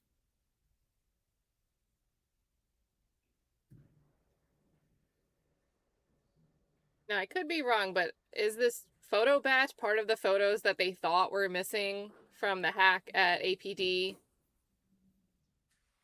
Or is this just something that they're turning over last minute? Can't. Or hear you both. without The mic, I'm sorry. If they're looking for a recent email, I'm just trying to help. We haven't received anything from the prosecution team. Okay. Start has been hilarious today. I think accidentally, but hilarious. I am being informed that the Dropbox link that everyone has been updated with those items. Oh, okay. So just,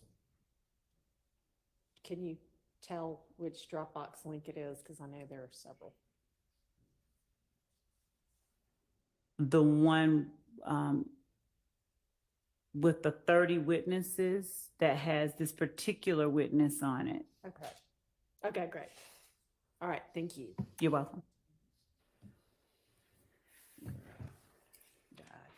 All right, so we were at what is numbered on this order of proof and exhibits list. We were on witness number 21, Officer Pitts, and that's, I think, when we stopped to sort out the issue with the new photographs from Adele Avenue. And so moving on, we just talked to the next page, witness 26, Detective Dennis, we've just talked about.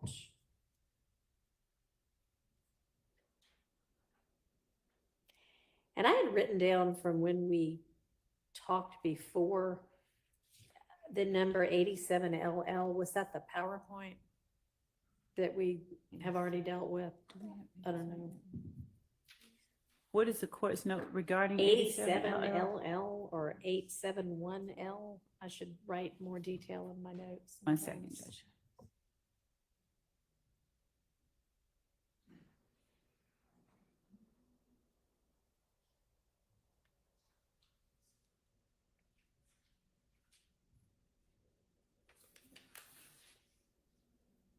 You know what? It was the PowerPoint. We've dealt with that.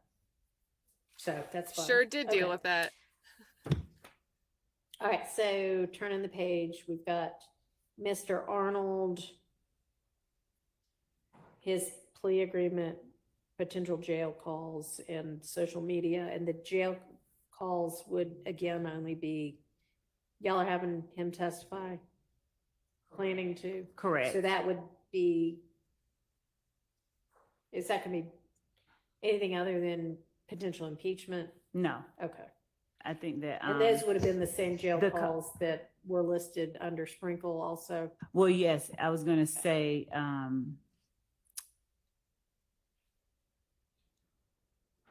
yes, and the one in particular that I'm thinking about as I play it in my mind, whether it would be this particular one on January the 10th would be considered impeachment. It was right after the murder of Donovan Thomas, and it involved Mr. Bradford. A call from Mr. Arnold to Mr. Bradford. Okay. So So are you introducing it through Zachary or through Sprinkle? it's a call that the state may tender on its own. I think it's one that the conversation needs to be heard. I think it's something that can't be captured in a Okay. examination and a response. All right. So is that one that we need to litigate anything about? Yes. It's- The defense thinks so, It- so I guess we need okay. to litigate it. There doesn't sound like there's agreement. Okay, is that something we can do now? I just, if I could hear the specific objection so that I could respond appropriately. Play the think call. Mr. Whomever said that is correct. It is a 15-minute call, but Okay.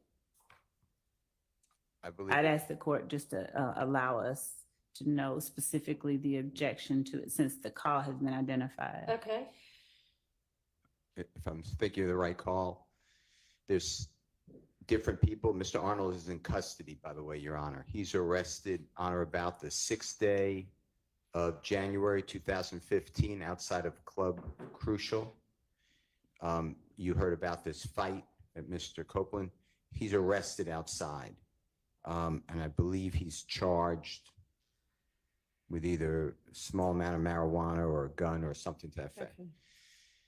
okay, It's now the 10th day of January 2015. It's approximately, my memory is 7:42. I may be wrong. And it's clearly a collect call. If the voices are identified the way the state says, it's Mr. Bradford at first and Mr. Arnold. But then there's another woman who's on the phone, who I am not going to stipulate who it is. And she gets on the phone and supposedly says something potentially about Mr. Williams. I am objecting to that portion if that person's not testifying. The person I believe it is, but I'm not stipulating, is Miss Morton. And I heard today that the state said that they will wait on the Honorable Douglas Weinstein to call Miss Morton to promote the alibi defense for Mr. Kendrick. So I would move to exclude that portion. There's other portions, and I just have to get my notes, Your Honor, but I can do that, that are not relevant. They're talking about, I don't know, the jail food, or I don't know. I don't want to make specifics, Sure. but it's nothing to do with anything happening in our case. okay. So understanding, at least I'll respond not to the jail food, but because that was at most a few words, but this is, we believe,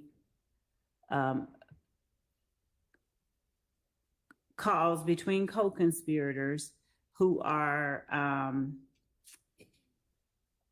Mr. Arnold reaching out at first.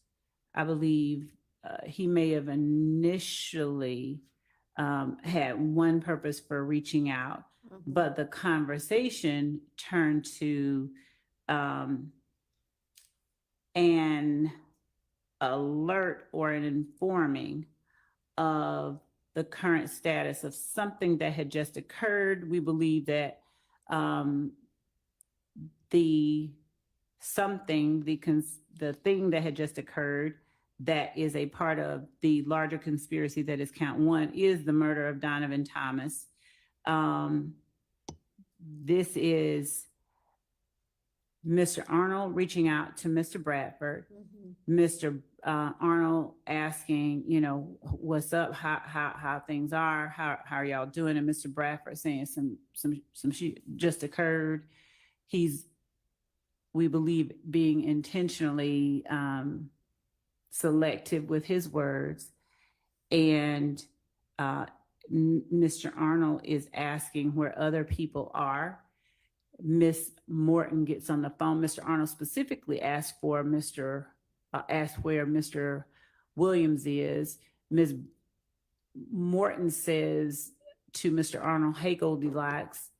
Mr. Arnold at some point had his hair dyed blonde gold, but she references him. And at some point, of course, Mr. Arnold asks, just to speak to the idea of we don't know who it is, Mr. Arnold asks Mr. Bradford, "Who is that?" And Mr. Bradford, I think, says Bushi. And as they are apprising one another of what is happening outside the jail, as they are apprising Mr. Arnold of what's happening outside the jail, we believe that this whole conversation is a conversation between co-conspirators serving to inform each other of the current status of the conspiracy, which therefore furthers the conspiracy itself. It serves to maintain a certain level of cohesiveness among them. And each one of the people who are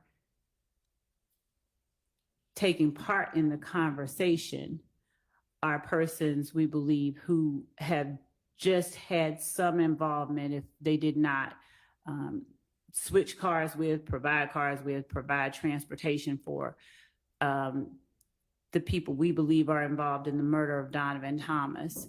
They are advising each other of where the participants in that activity are at the moment that the inquiry is made. And I think I said that Mr. Arnold asked for Mr. Williams. It may have been that he asked for Mr. Kendrick. So that's a mistake on my part.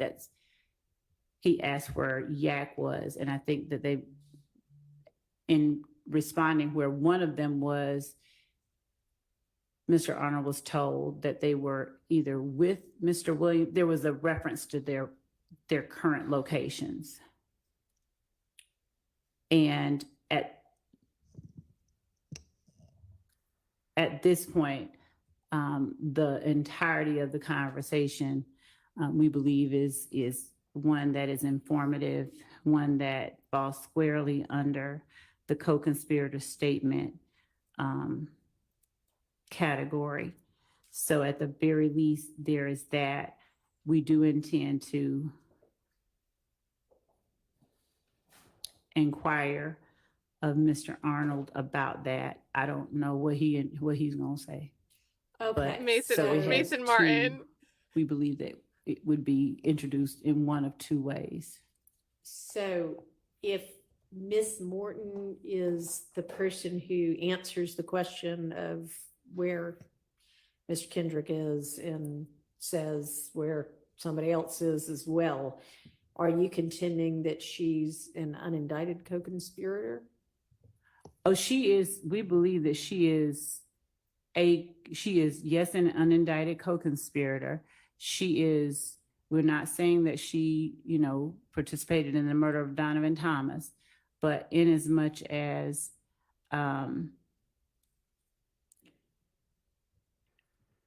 Much as we want to use her statements. Actions this night and what she does later on, I think the conversations that she has with Mr. Kendrick, we won't be trying to get into what she told the police, but I'll just tell the court, you know, she tries to provide an alibi initially. Is sort of, she's lying for Mr. Kendrick later on, when presented or confronted with the surveillance footage. She's kind of coy and, you know, saying, I don't see who is that? I don't see that. So she, yes, is a part of the conspiracy in that sense. She's not indicted. But when we're looking at the broader conspiracy that involves YSL and protecting its members and carrying out its purposes, she is a part of that. She's an not indicted. associate of YSL. Yes. Your Honor, I would ask that this discussion be tabled for another day. Mr. Weinstein is more on the, has the details of this conversation and this evidence. Okay, so I am going to need evidence other than, like what the state's evidence other than this one conversation is. She to sounds coy, is establish evidence. that she's an unindicted co-conspirator. I assume, Mr. Steele, that that would be your objection? I have a series of objections under 24-801 and specifically, and a good case I think is Stafford, STAFFORD versus State, 312, Georgia, 811. It's in Division 5A, as in Elisa, 865 Southeast 2D, 116, 2021. And Your Honor, my position is going to be just the law, like you've been articulating. The state first has a requirement by a preponderance of the evidence that a conspiracy existed, and which is what I focused on and what the court just focused on, that the Honorable Court focused on, that the conspiracy included the declarant and the defendant against whom the statement is offered. And the statement was made during the course and in furtherance of the conspiracy. And when you hear the recording, you may make determinations that one, if it is Miss Morton, if someone can identify her voice, that she is not a part of the conspiracy, and that would break the chain. And two, it may be a, quote, spilling of the beans, because the entire conversation is nothing to further the conspiracy. If anything, and I'm not saying there's any conspiracy, but if anything, it's very vague and something happened. And I'm not saying that personally, I'm going to argue that it does not further conspiracy. So there's many different objections that I will have. All right, so that is something we need to come back to. Yes, Your Honor. And so far, I apologize. Go ahead. So far, to my memory, and please correct me, someone, I don't believe there's any testimony about Miss Morton in this entirety of the case. That's my belief. And the state just said that they potentially, I know they could change their mind, but potentially not going to even call her. I'm not certain what, when Mr. Steele says there's no testimony about Miss Morton, I'm not sure if he means there's not any that's been presented, or he hasn't seen where any could be presented in discovery, because I think that any has been. Yeah, he's nodding his head in affirmation.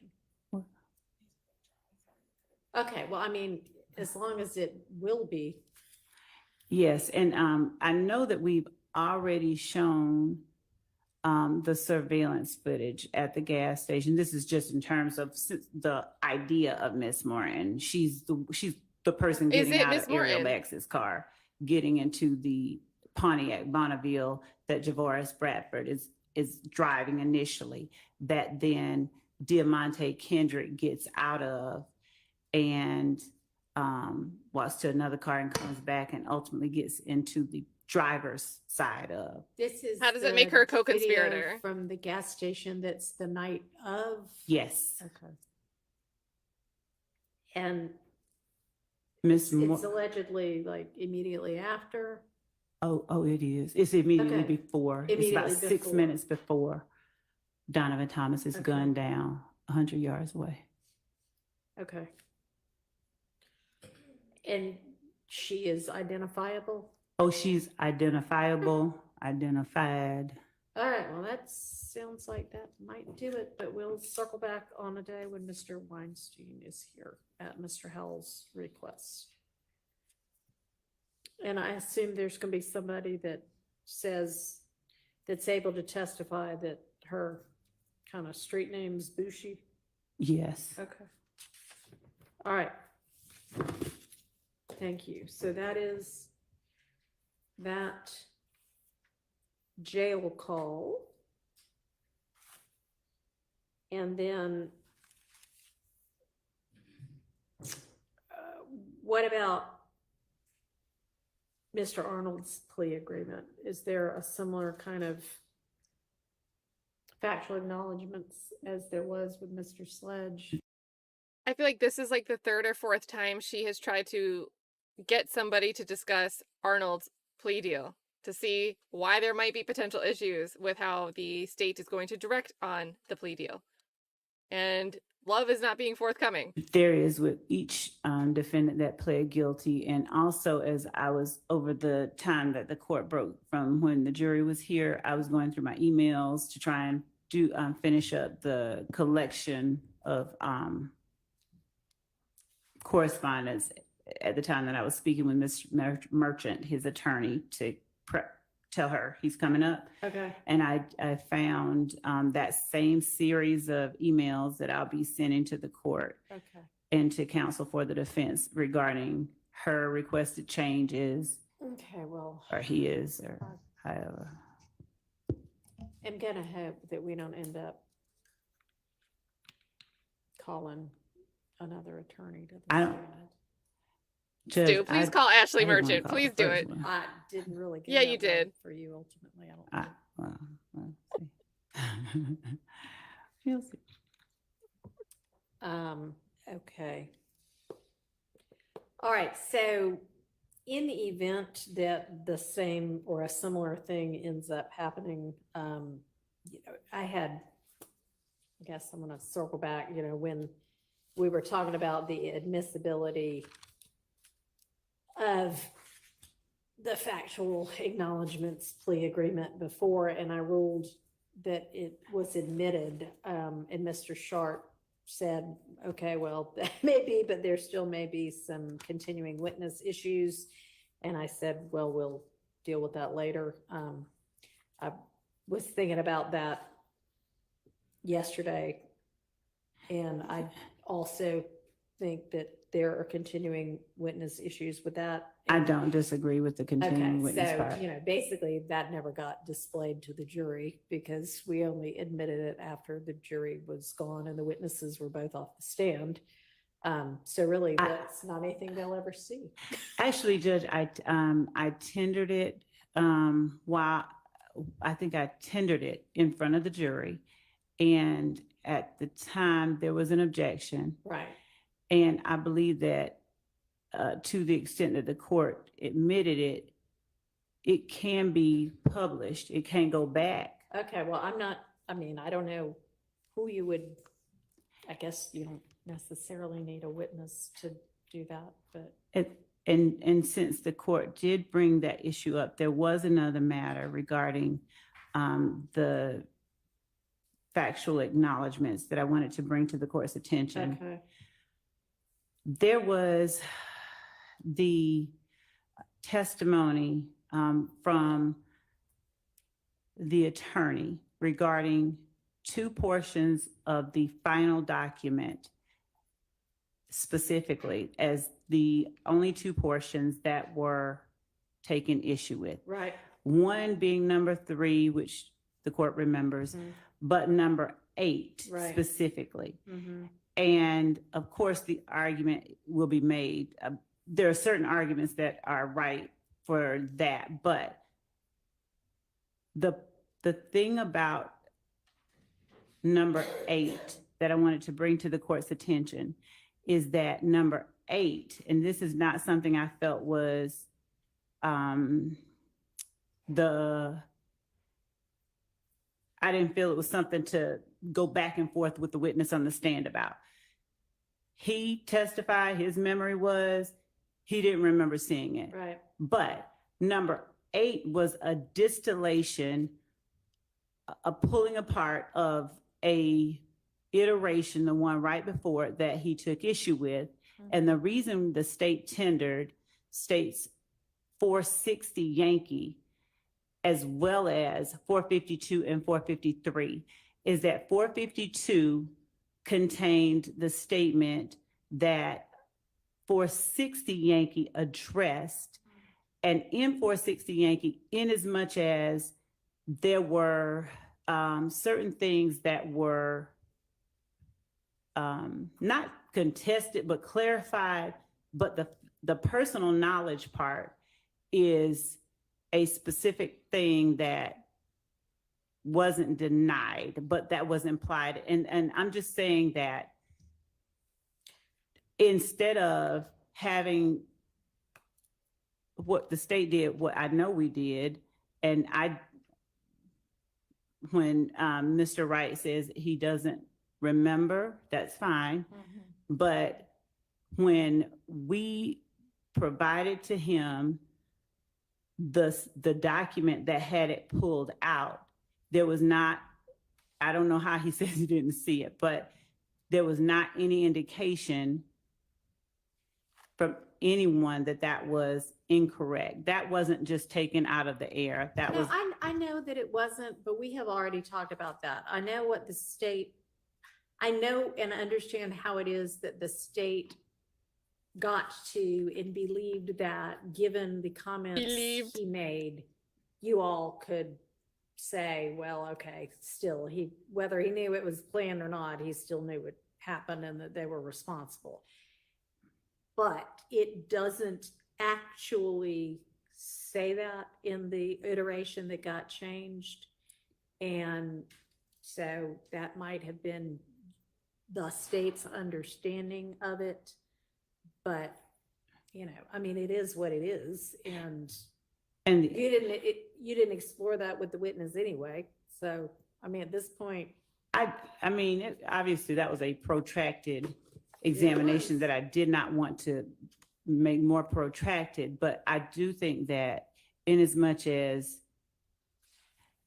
there is an attempt to convince the jury that essentially these are made up things that the That state you just slipped it in. Yes.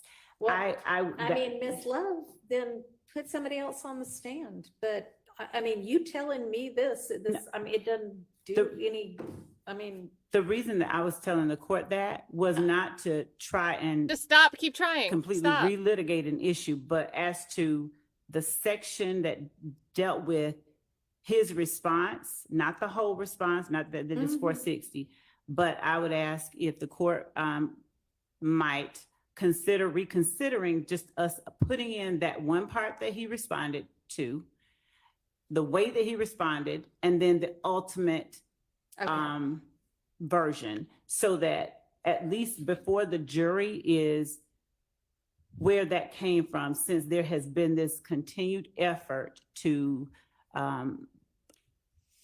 convince them that we make stuff up and we just, out of thin air. Well, I mean, you're the one that decided to put him on the stand. I don't regret that, or I don't think that that's the problem. That maybe, obviously minds can disagree. I don't think that that's the problem. Okay, well, if it were as clear as somewhere in the earlier version was the statement, I personally know that members of YSL were responsible for this murder, or whatever it said in the ultimate version. If that were in the prior version, that would be one thing, but that's not in the prior version. So I have thought that issue through. Yes, And I understood that to be your argument yesterday or the day before or whenever it occurred. It was The day yesterday and before it was yesterday, denied. and I just, Yes, Your Honor. okay. Wow. She really tried it. Yet another try there. And I'm being facetious. Why is she I laughing? know you are. Okay. Hold on. That's the first time I've ever seen Love mute her own microphone. First of all, why is Love laughing? Second of all, she was laughing and muted her microphone in the middle of it. What? Guys, and I clipped that yesterday. The solid D denied. If you missed yesterday, that is a part worth watching. She would not give it up. I think I called the video like she talks herself into a denial. Because it seemed like the judge was going to let maybe some of those emails in, just not all of them, some of the versions. Denied all of it out. So go watch that clip. But what was she doing just here? And thank God the judge actually called it out for what it is. I can't believe she muted herself finally during her laugh. So anyway, with regard to if the same or something similar comes up with some other of these co-defendants who have pled, then just be aware that, and it sounds like we're all in agreement that it can't go out to the jury anyway. So if you want them to see it and it does get admitted, you'll need to display it at that time. And if you come up with a way to publish this other one, then let me know. Okay, okay, thank you. Okay. All right, so then if we turn to the next page, we've got Miss Latner's again. I know we went through did we go through every CAD report she's gonna be testifying to when we were talking about the hearsay? I think that we did. Okay, The all right, court so ruled that on, part's yeah. taken care of. All right, there's Mariah Smith, and that says interview. Is that like with police or with, who is that with? It was an interview with the police, and she also testified at trial. We don't need to, or we Oh, would she's not. already testified? No, not this trial. Oh, it had different. In the murder The trial. 2015 Yes. trial. No, Okay. it wasn't 2015. Some other- 2019, yes. Okay, So that, we would not need that for any reason other than if she. impeachment, okay. Right, or substantive. Okay, all right. Prior inconsistent statements. Right, we're on a different act at this point, I see. And same for whomever the Right. two people are? We had Rodney Uten and Bernard. And or Bernard Mitchell, and you were gonna call one or the other? Right. Okay, same with them? Yes. Okay, all right, Detective Hogan. We know we need, the interview of Ryan's not coming in, and then we've already done Mr. Ryan's social media, right? I don't think we've done all of it. I No. think that's something that we were, It's Ms. something Hilton and that- Ms. Abbasi All right, y'all are gonna, are still That's the discussing, email. and we Like have, the email I sent. okay, You're great. supposed to like get back to me. yeah, Yeah. Okay. Ms. DeWilliams and I have been Great. communicating. All right, Woony Lee, then that's gonna be play agreement, same kind of similar thing. And then text message, anything we need to litigate with regard to that text message? No, I don't think so. No. Anybody? Okay. As long as they lay the foundation. Yeah, okay. And then blog videos, social media and music when we flip the page. Yes, so I don't know what objection anybody would have, given that it is Mr. Lee who's on the stand, but the Okay. video itself is specifically the blog video. We believe is definitely an overact. They are talking about the meaning of certain terms, slat, and Mr. Lee makes a comment into the camera and then puts his hand over his mouth and says, shh. So that video itself, we believe, constitutes an overact in furtherance of this Okay. conspiracy. And then y'all are familiar with whatever the social media and music is gonna be. So if there are any issues,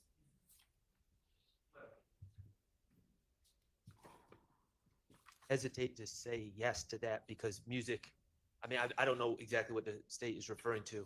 To the extent that a song by Mr. Lee has been identified or is listed as an overact, which I don't recall off the top of my head, but I guess I'd have to know what the music is and then there's a 403 analysis, there's Okay. Baker, the Baker case that came out earlier this year. And of course, even though it's not our client's statements, it would be affecting our clients. So yes. what's that site?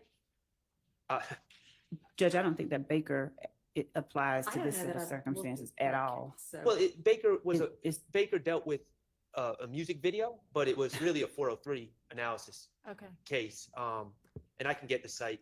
We dealt with it earlier in Well, this I'll case. just put in But- Baker music video in 403 and I bet it in 2024. Yes. Okay. But again, I don't know specifically when they say music, what we're Okay. talking about. So And is this Mr. Lee's music or somebody else's? Mr. Lee, Okay. 318 Georgia 431 is Thank the you. site for Baker. March 2024. Okay. Do you know what music? yes, there was the song, and there was also this, I think that this particular issue was litigated and decided in an order that was filed by the previous trial judge on November 27, 2023. Yeah, no, Oh, so you're just yeah, asking that, about which? you're not talking about that issue. You're, I am. You We are. did. Now, I'm You going are. off my recollection. We did litigate songs. We litigated a song by my client. We litigated some songs by Mr. Williams, and we litigated a song by Mr. Kendrick. I do not recall litigating the Wooney Lee song. Mr. Steele is affirming my recollection, but so we do need to address that at some point. okay. I think under What was the date of the order? November the 20, November 27th, 2023. Okay.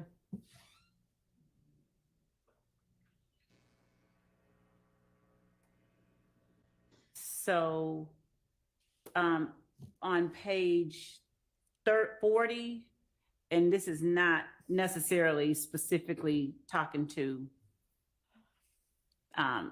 a lyric, but the court ruled that the lyrics evidence referenced in Division 8 supra is admissible against defendants Lee and Kendrick as a party admission and all defendants as a co-conspirator admission. The court found it relevant to count 1 Rico conspiracy, Acts 17 through 19, and count 2 murder, and that it is admissible to show actus reus mens rea and as proof of the existence and nature of the gang enterprise, the criminal nature of YSL, the connection of the defendants with one another as intrinsic evidence, and under OCGA 1615.3 and 1615.9. Okay, but was this particular song included in section 8? I'm making sure about the lyrics that we referenced in section 8, Your Honor, if the court would indulge us one moment. Okay, no problem.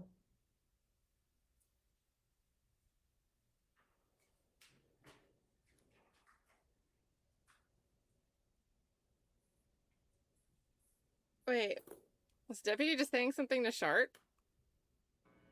Or Shart saying something to the deputy?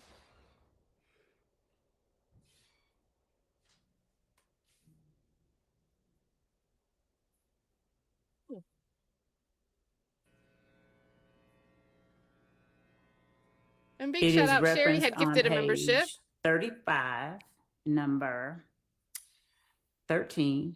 Where are you from? Wooney Lee is Slime Life Shouty.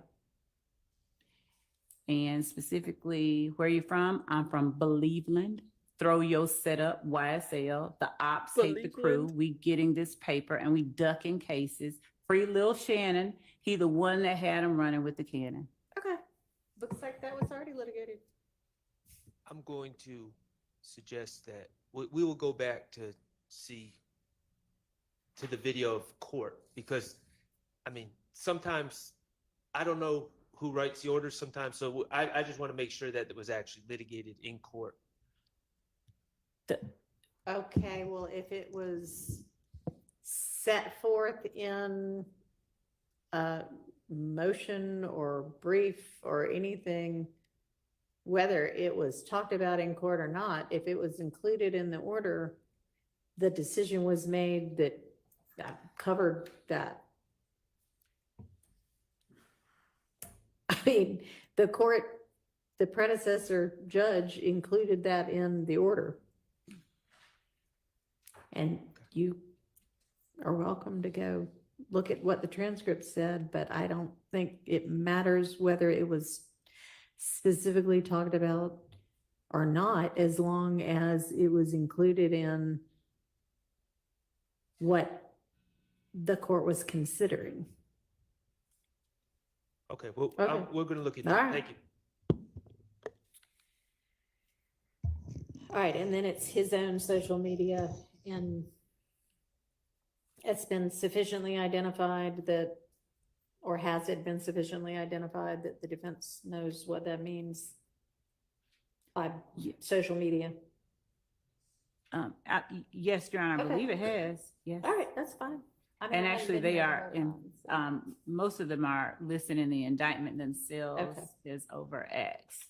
And I think there was a reference earlier to something being listed as an overact, that the state reference is an overact. I did not say it was listed, I just said it is, or Okay. constituted one. All right. And then next we've got either Detective Viverito and or Mike Sprinkle with the social media post detailed there, and then Mr. Ryan's conviction, which y'all are gonna brief me on various topics about. And Ms. Abbasi was here yesterday when we were talking about what kind of briefs and case law was owed, so she'll know what that was.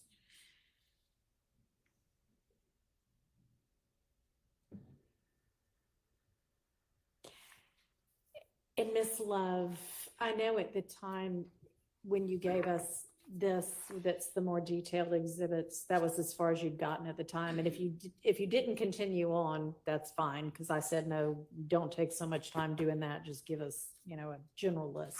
But if you have done more, We can do more. I can't say right now that we've done more. if you haven't, no, I'd rather you focus on the other Okay. tasks I've given you. I Okay. just thought, hey, if it's sitting around, we'll take it. But Okay. if it hadn't been generated, don't worry about it. Thank you.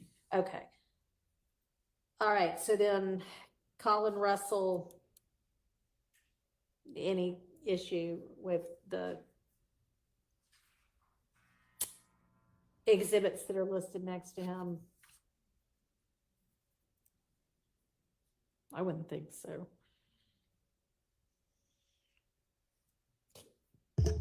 Would y'all mind responding so I know the answer, somebody?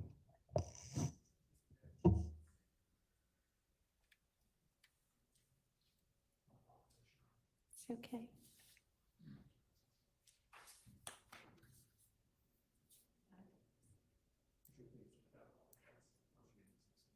Okay, so, no, I was just moving down through the witness list. So we're on Colin Russell now. He's on page 9, number 36. Does anybody anticipate issues we need to litigate beforehand with regard to any of the exhibits that are gonna come in through him?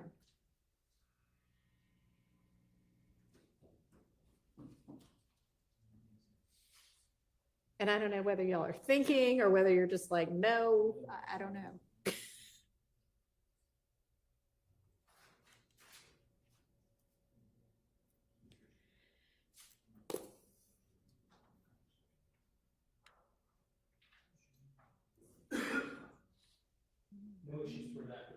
Okay. Is everybody good? Does anybody need a bathroom break? I assume y'all will just tell me if you do, but silence equals assent, I guess. All right, DeJuan Maynard on the next page, social media. Any issues on that? That's gonna be his own social media. Yes. Okay. Okay. All right, is there any issue, everybody has all the body cam that might come in, right? Got it all. Okay. Okay, number 41, Officer Francis social media, is that somebody else's social media then? At That would be point? screenshots that the victim sent to Okay, You have that Officer information. Francis. all right.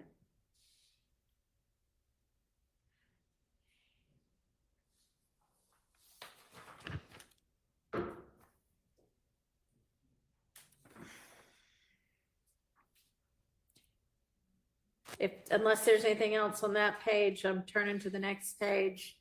Miss Stanley, there's a jail call listed.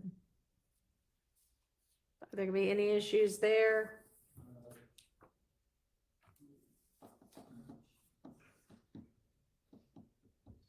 No issues for that, Your Honor.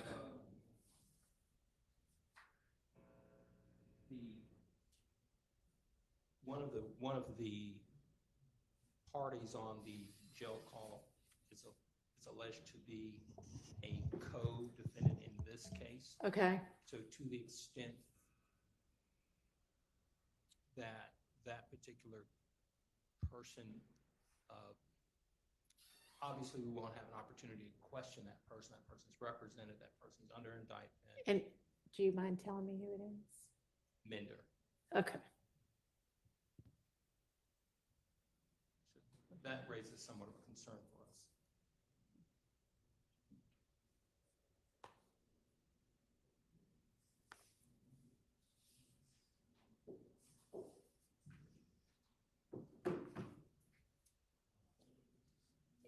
because y'all aren't, in what concerned exactly?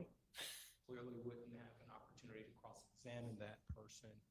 That person obviously is under this indictment. It's not on the witness list as a witness. So the issues that arise with respect to that concerns us, obviously. All right. You know, I might be incorrect, but I think we've already litigated that and sent the court the order. I'm checking with my Okay. team.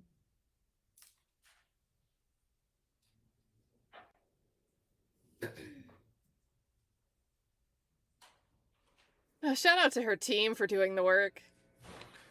And thank you again to Sherry Aguilar for gifting a membership.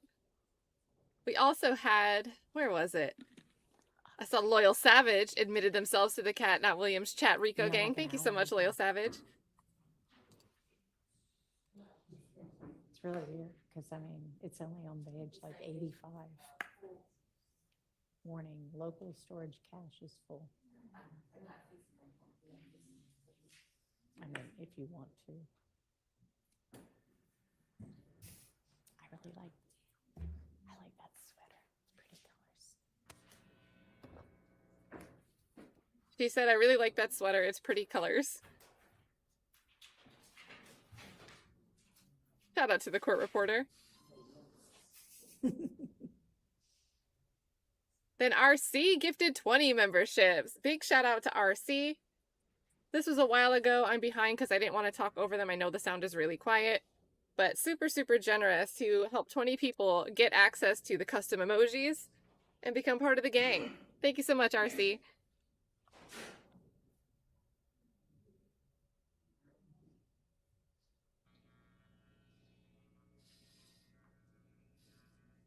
I also love when a super chat makes sense later. Casey Dog said, just got back. Is Love doing homework in class? She's doing it again right now. Very hilarious.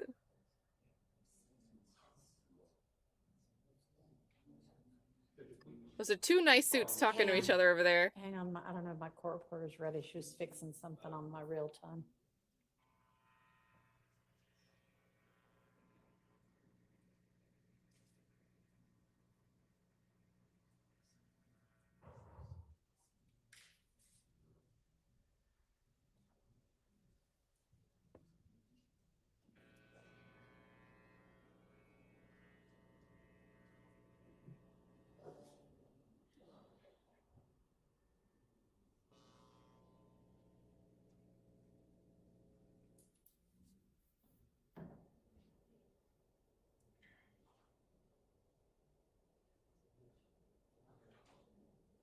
And then Apuninwu, if you guys missed the echo when court started today, it was awful. Apunanu says, serious, is there a tech in the law field? I feel like with all the stream trials, it could be a huge field if it doesn't exist already. Especially like the younger generation, knowing just how to go live, knowing the difference between an Instagram published live and a call on Instagram. Get some tech people in these courtrooms. Great point. All Thank you right. for the 5. She's, I think, ready now. Are you ready now? Almost.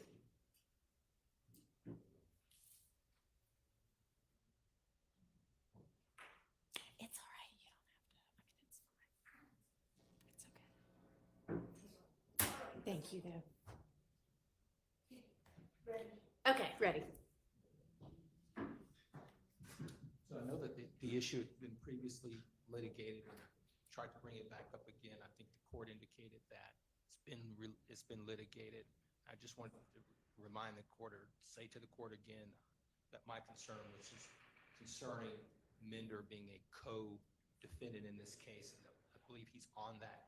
It's alleged that he's one of the people on that call with Tiana, Stanley, and supposedly Mr. Holloman.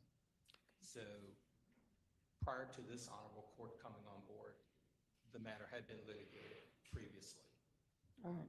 I tried to readdress it with your honor, and the court indicated it's been resolved. November 16th, 2023 was the date the order was entered. All right. But that was my concern. Okay. Thank you. Yes, Your Honor. Okay. And Your Honor, Yes. just for full context, the last line of the order reads that the court grants the state's October 24, 2023 motion to introduce Gary Holloman's statement to defendant Mender's mother and defendant Mender in the three-way conversation the day after the robbery as residual hearsay evidence pursuant to 24-807. That's different than what, well, it's in the same call, but I heard Mr. Matthews reference something. The residual hearsay issue I actually did look at again, and I came to the same Okay. conclusion. So you're talking about something different, is, right? Yes. You're talking about kind of, I guess, confrontation issues. Was that litigated?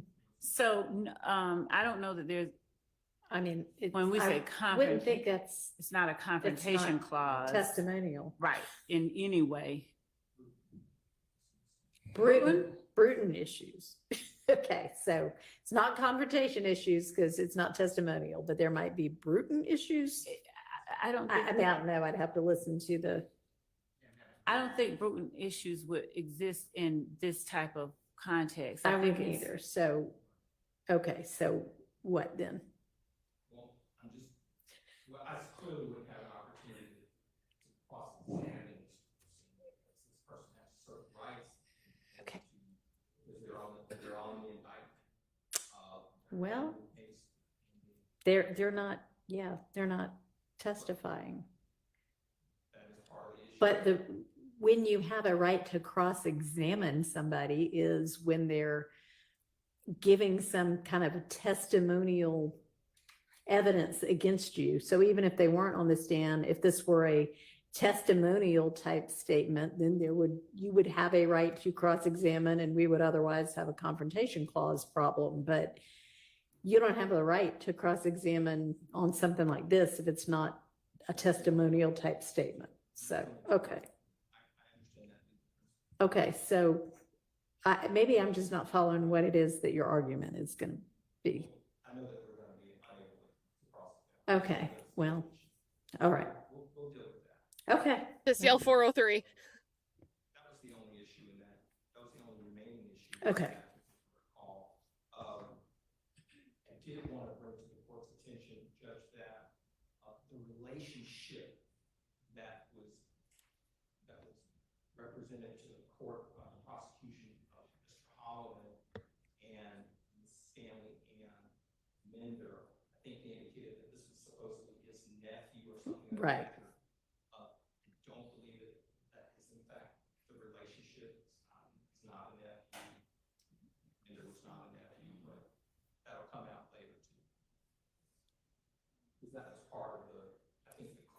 I had noted that as yet another reason why it was okay for it to come in. But, I mean, The, Mr. So I think that Mr. Holloman, I think he references him as uncle, yeah, but even though there's not a blood isn't he relationship. the brother of No, so Mr. Mender's mother? Or, no, not brother. or aunt or whatever? So Who is he the brother of? he's not the brother. He is a very close friend, and they call each other Uncle, brother. which, Yes, and sister and whatever. Okay. Well, they obviously, I mean, don't they even refer in the call? he to does. Yes, they, His sister? Or he refers I know to. that they call him uncle or unk or something, but I thought there was even a reference in the call to one of the people being his sister. There are those types of references without listening again, but they are calling one another those types of family names. Even though they're not blood relation. Correct. Because they obviously feel that close to each other. And Yes. there are times when, you know, somebody's a close family friend, but they're considered an aunt or an uncle. So it apparently is that instead. So, okay.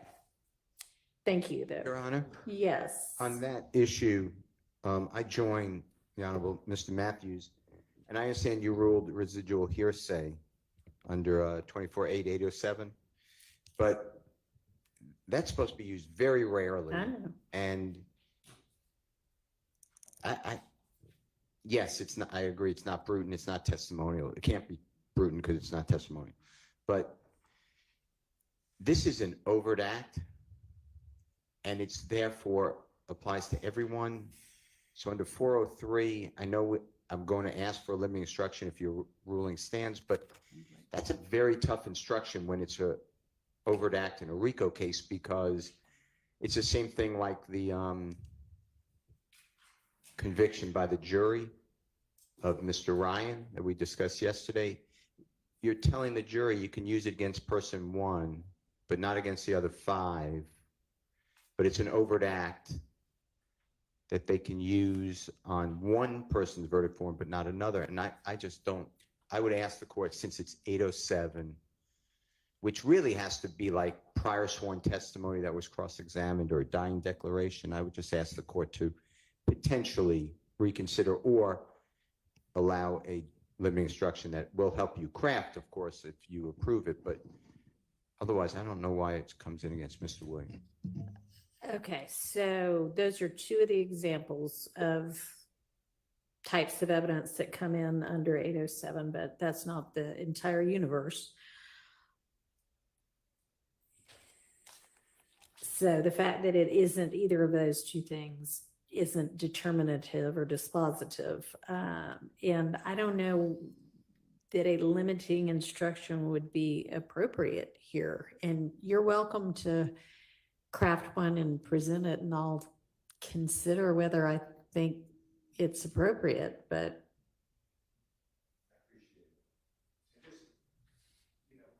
I was always taught by your court and the courts in general that residual hearsay is really, and I'm just looking, I know.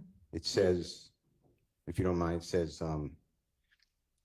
it must be equivalent to cross-examined former testimony, statements under the belief of impending death, statements against interests, and statements of personal or family history, not just that people are related, and that these categories of hearsay have attributes of trustworthiness not possessed by the general run of hearsay statements that tip the balance in favor of introducing the information if the declarant is unavailable to testify.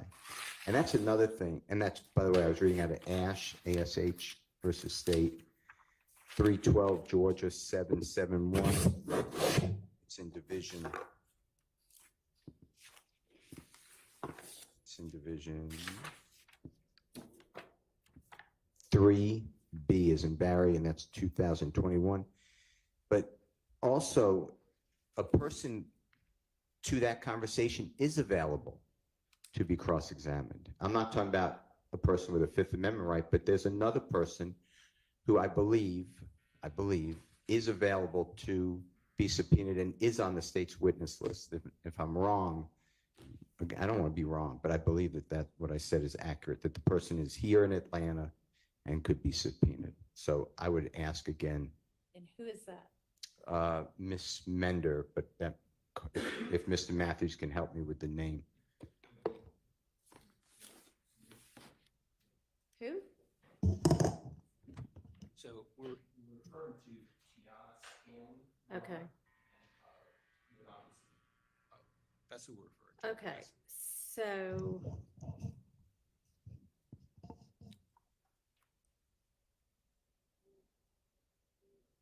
I mean, this is the witness that this would come in with. So we do have Tiana Stanley on the list. She's witness number 45. Right. But are you calling on her? this- I mean, that's That's right. who That's- it's coming in through. Right, that's what we have. That's literally the evidence that we have next to her. And of course, the court's aware that Mr. Holloman is deceased. And so it falls squarely under, we believe the court made the right ruling. 24-807. We believe all three requirements under the statute are met. Okay.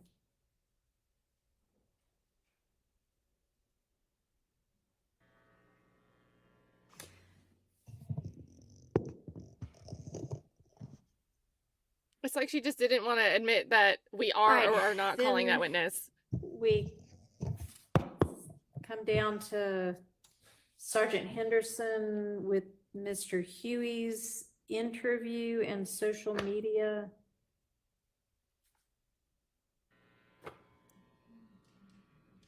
Does the court see this officer Colton Parker still on? Yes, but I mean, all that says is testimony. Okay. And as far as Henderson goes, I've reviewed everything, so we're okay. Okay. Belknap. Any, I mean, I guess if the search wasn't.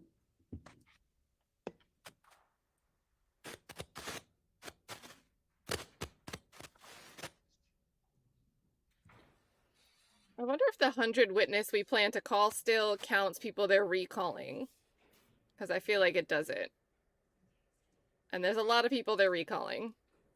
Judge, with respect to Belknap on that, what's on Belknap for us, Judge, is some items that were found concerning a Chandler Durham. And Okay. our position is that this particular information that this investigator would testify to is not part of any overt acts.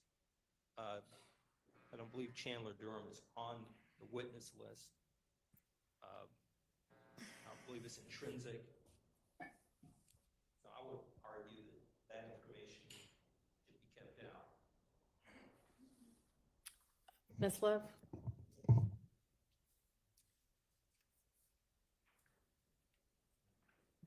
Just to make sure that I understand my colleague's argument is that because Mr. Durham's name is not on the witness list and because this act is not listed as an overt act, it should be kept out. Is that the entirety of the argument? I just want to make sure before I respond. Is that the argument? I thought I said confrontation clause, but I didn't. You did not say confrontation clause, but if we're talking about items found at the home, this is items that investigator Belknap found At the time of in the search of Mr. Huey's apartment. That's correct. And they ended up being, I guess, I don't know, allegedly from Chandler, Durham, That's correct. and is the issue who actually says they are from Chandler, Durham, if it's not gonna be Chandler, Durham? So I know that we had Chandler Durham on our witness list. We have pared things down. If it turns out that we ultimately left him off, and I'm making sure that we did, that's just one more person that we'll, just one Add second. back in? Yes, that we'll just add back in. Okay, so, I mean, that would just be like hearsay if he says Chandler Durham said these were his. Unless Chandler is coming to court. Okay. Correct. The confrontation clause. And this is also a circumstance where, so just to respond to a part that I don't think is material to the objection, but Chandler Durham is part of one of the overacts listed, I think. Okay, well, I mean, I don't think that's their real Right. point. I think it's Right. how can he say these are his? We have to add it back. All But right, also so- we have Defendant Williams, sort of implicit statement that they're his, because he's admonishing, he's warning Huey if he doesn't take it back, somebody gonna die.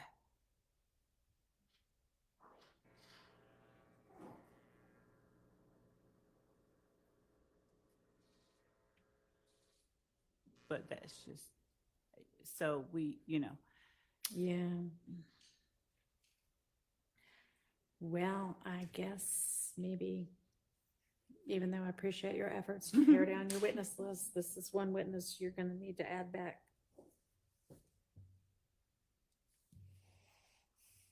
As the defense is otherwise going to understood, Your Honor. object, so, okay. That circumstance may come up again.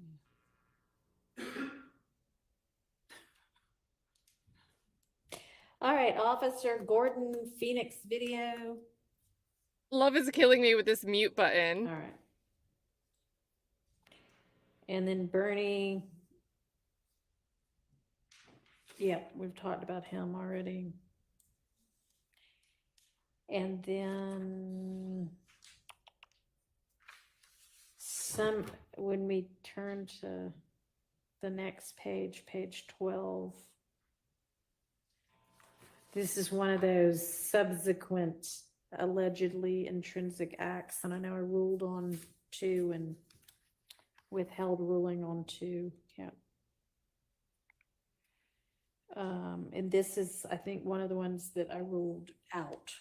It is, so we can eliminate that witness if that's all they're testifying to, right? Hmm? The witness that the court was referring to was, I was trying to, I don't know. Well, I'm on page 12, witnesses number 51 and 52.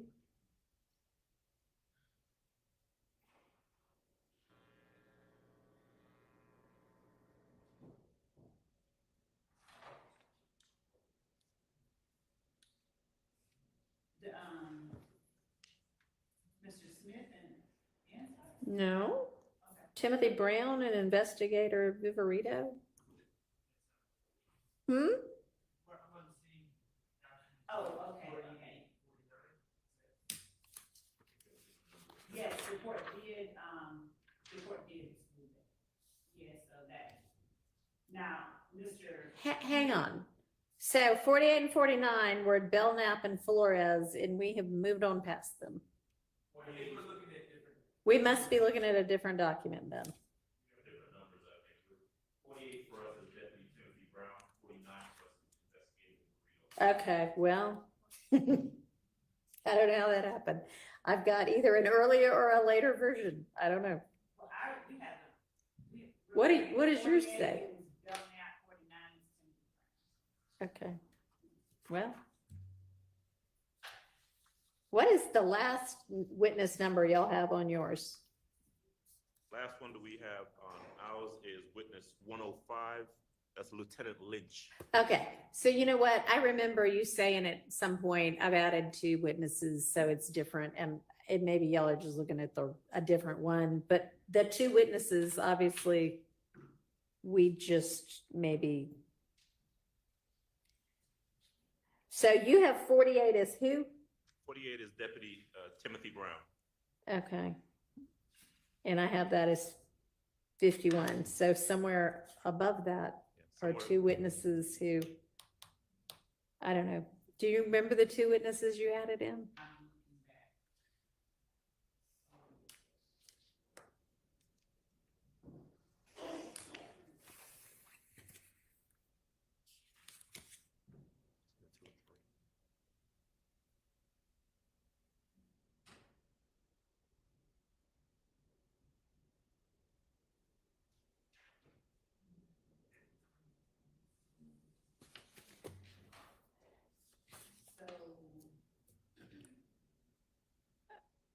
Okay, so how about this? Going up from Belknap, I've got Henderson, Kornbacher, Stanley, Coppage. Y'all just tell me when you, yes, okay. When you hear one that you don't have, let me know. The AT&T Custodian of Records, Greer, Francis, Suk, Jenkins, Maynard, Hines, Russell, Latners, Viverito and Sprinkle, Lee, Hogan, Uten or Mitchell, Smith, Holmes, Latners, Underwood, Kilgore. Maybe our issue is some of like Ladner's. Yeah. Oh, there's no number for it. Okay, so it's no number for yours either. No. Okay, so that doesn't. Okay. Munson, Arnold, Dennis, Jenkins, Hill, Battle, Turner, Pitts, Bell, Latners, Smith, Sanders, Leduc or Leduc. What's on here is Zappa, that's really Appa. Reed, Voss and Weitzel, Bernie, T-Mobile, Sprint, Verizon, Sprinkle, Morton. Okay. The 2, okay. Oh, yeah, we had to add those because Mystery solved. there was no stipulation, so we did Okay. have to add those 2 Okay. people. She just wanted to rub it in that y'all will not stipulate to the I would never. do phone that. record Never. being a phone record. Can you Okay. hear her? Can you guys hear Love saying that? I have the volume boosted, Law and Crime, all the feeds are really quiet, but Love was just hot micing, like, I would never do that. I would never do that about the rub your nose in it comment. Like, she is on something today, it seems like. Just like, good mood. She just seems different.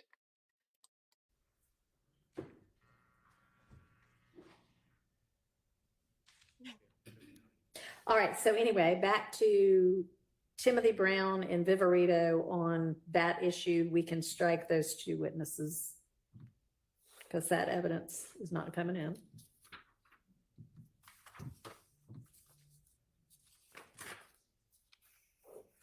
That is correct. Timothy Brown and Wait, you had those listed in the indictment? Why does this say? So when I'm looking back at that, you've got like the counts and the acts, right above those 2 people, you have counts 44 through 46, acts 169 and 170. Y'all had those in the indictment? How could you have done that? Because that's their whole case.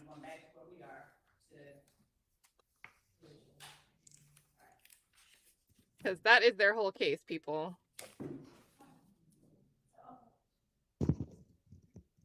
yeah. So the indictment, let me look at my indictment. Let me see. Let me see.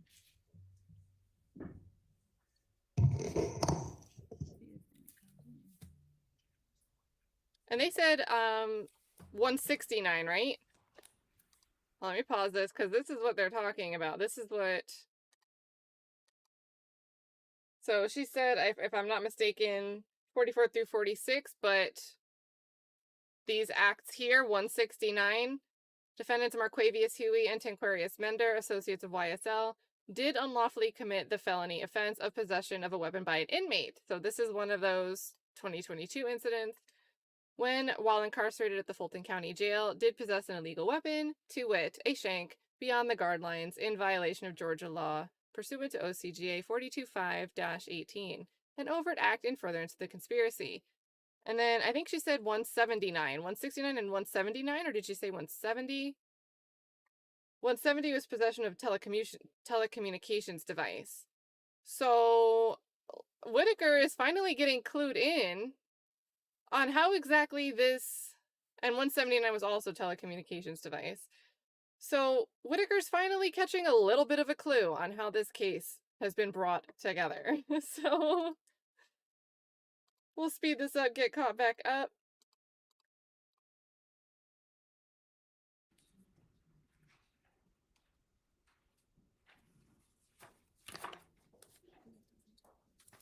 Oh, okay. So, Judge, as So it these are relates to, in the these are in the, right. Okay, the so this indictment is came out May. different than Right, then the the others, other yes. things that were subsequent intrusive acts. And that's not me.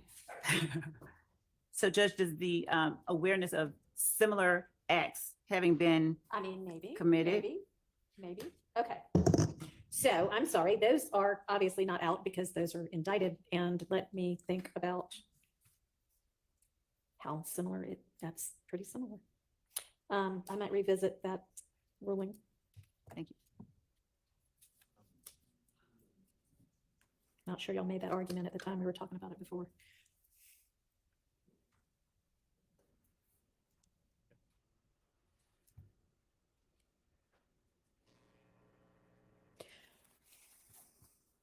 All right.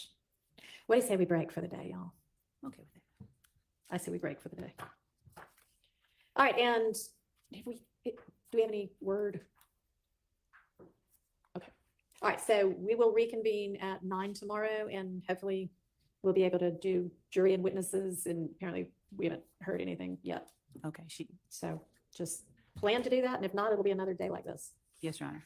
Okay, thank you all. Will the court, I know the court usually does, but if the court hears something like after hours, does the court incline to send out an email or? If it is something, well, I mean, I don't know. we're going to be here and do something regardless, but I guess you would want to know for your witnesses. Yes. So yes, if we hear something Thank you. that is, we won't have a jury available tomorrow, then I will let y'all know Thank you. Thank you. by, I guess. It doesn't email. matter what time, just before we have them Okay, come up. well, at some point, Ms. Percifield and I both turn off our computers and cell phones, so, That's healthy. We should all do. you know, I don't think that we're going to be finding out at midnight anyway. I think we'll be finding out at a reasonable hour, hopefully. And if it is that they're not available, then I will let y'all know so that you don't have witnesses here for no reason. Thank you. Okay. And if I even hear in the morning, you know, That's early good. enough, I'll let you know. Okay, It doesn't matter what time, just, you know. All whatever. right. Thank you. thanks.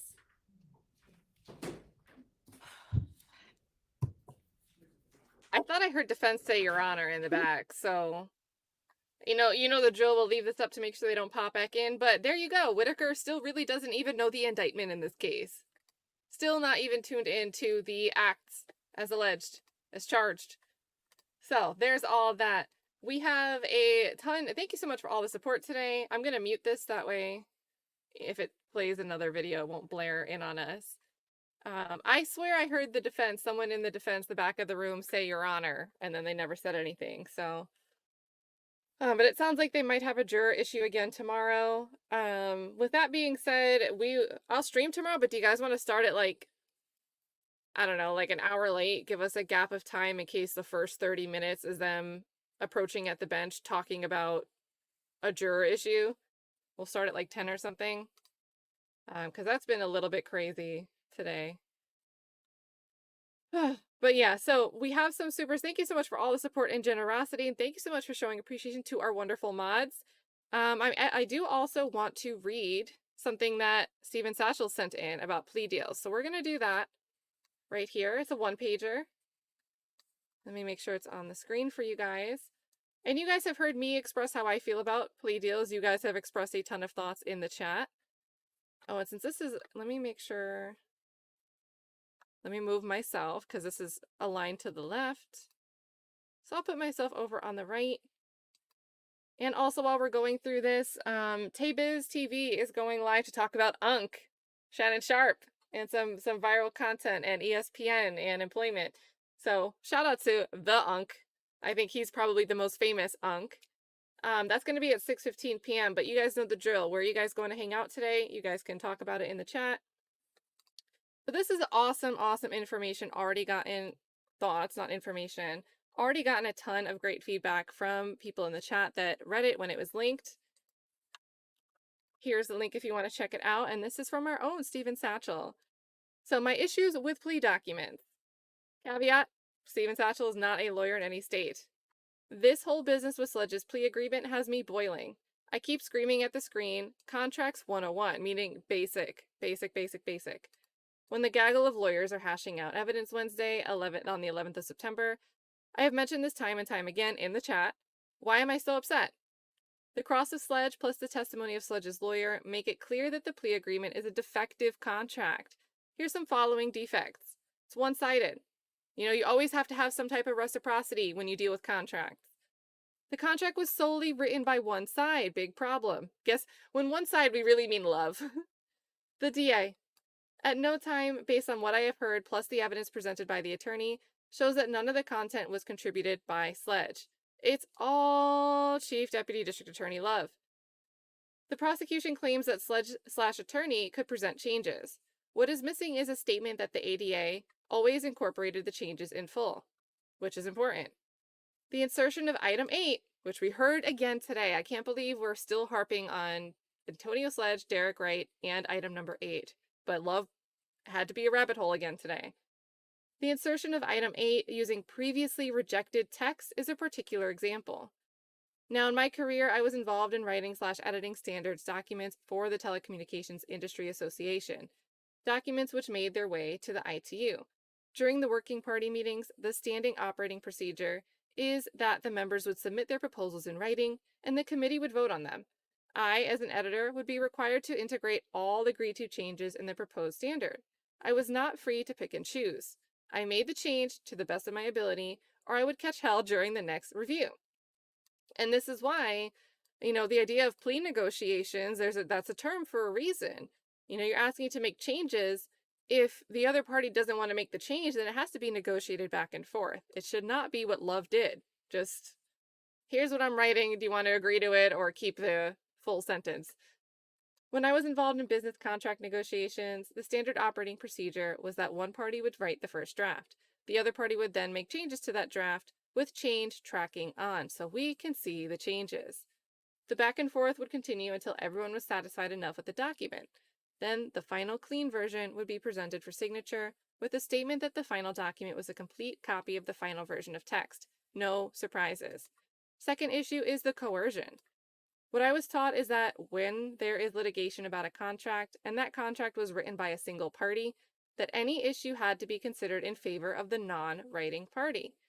Even though Chief Deputy District Attorney Love claims that Sledge's attorney could suggest changes, Sledge was in a position of no power because Love was dangling a 30-year prison term, and she had all the power because of that. And remember, the final language is still saying, we intend to pursue the maximum sentence if we have to revoke your sentence. So coercion, I think that was made clear from the direct and cross of both Sledge and the attorney, which even Whitaker agrees with. She said kind of twice today that didn't seem to go well for Love.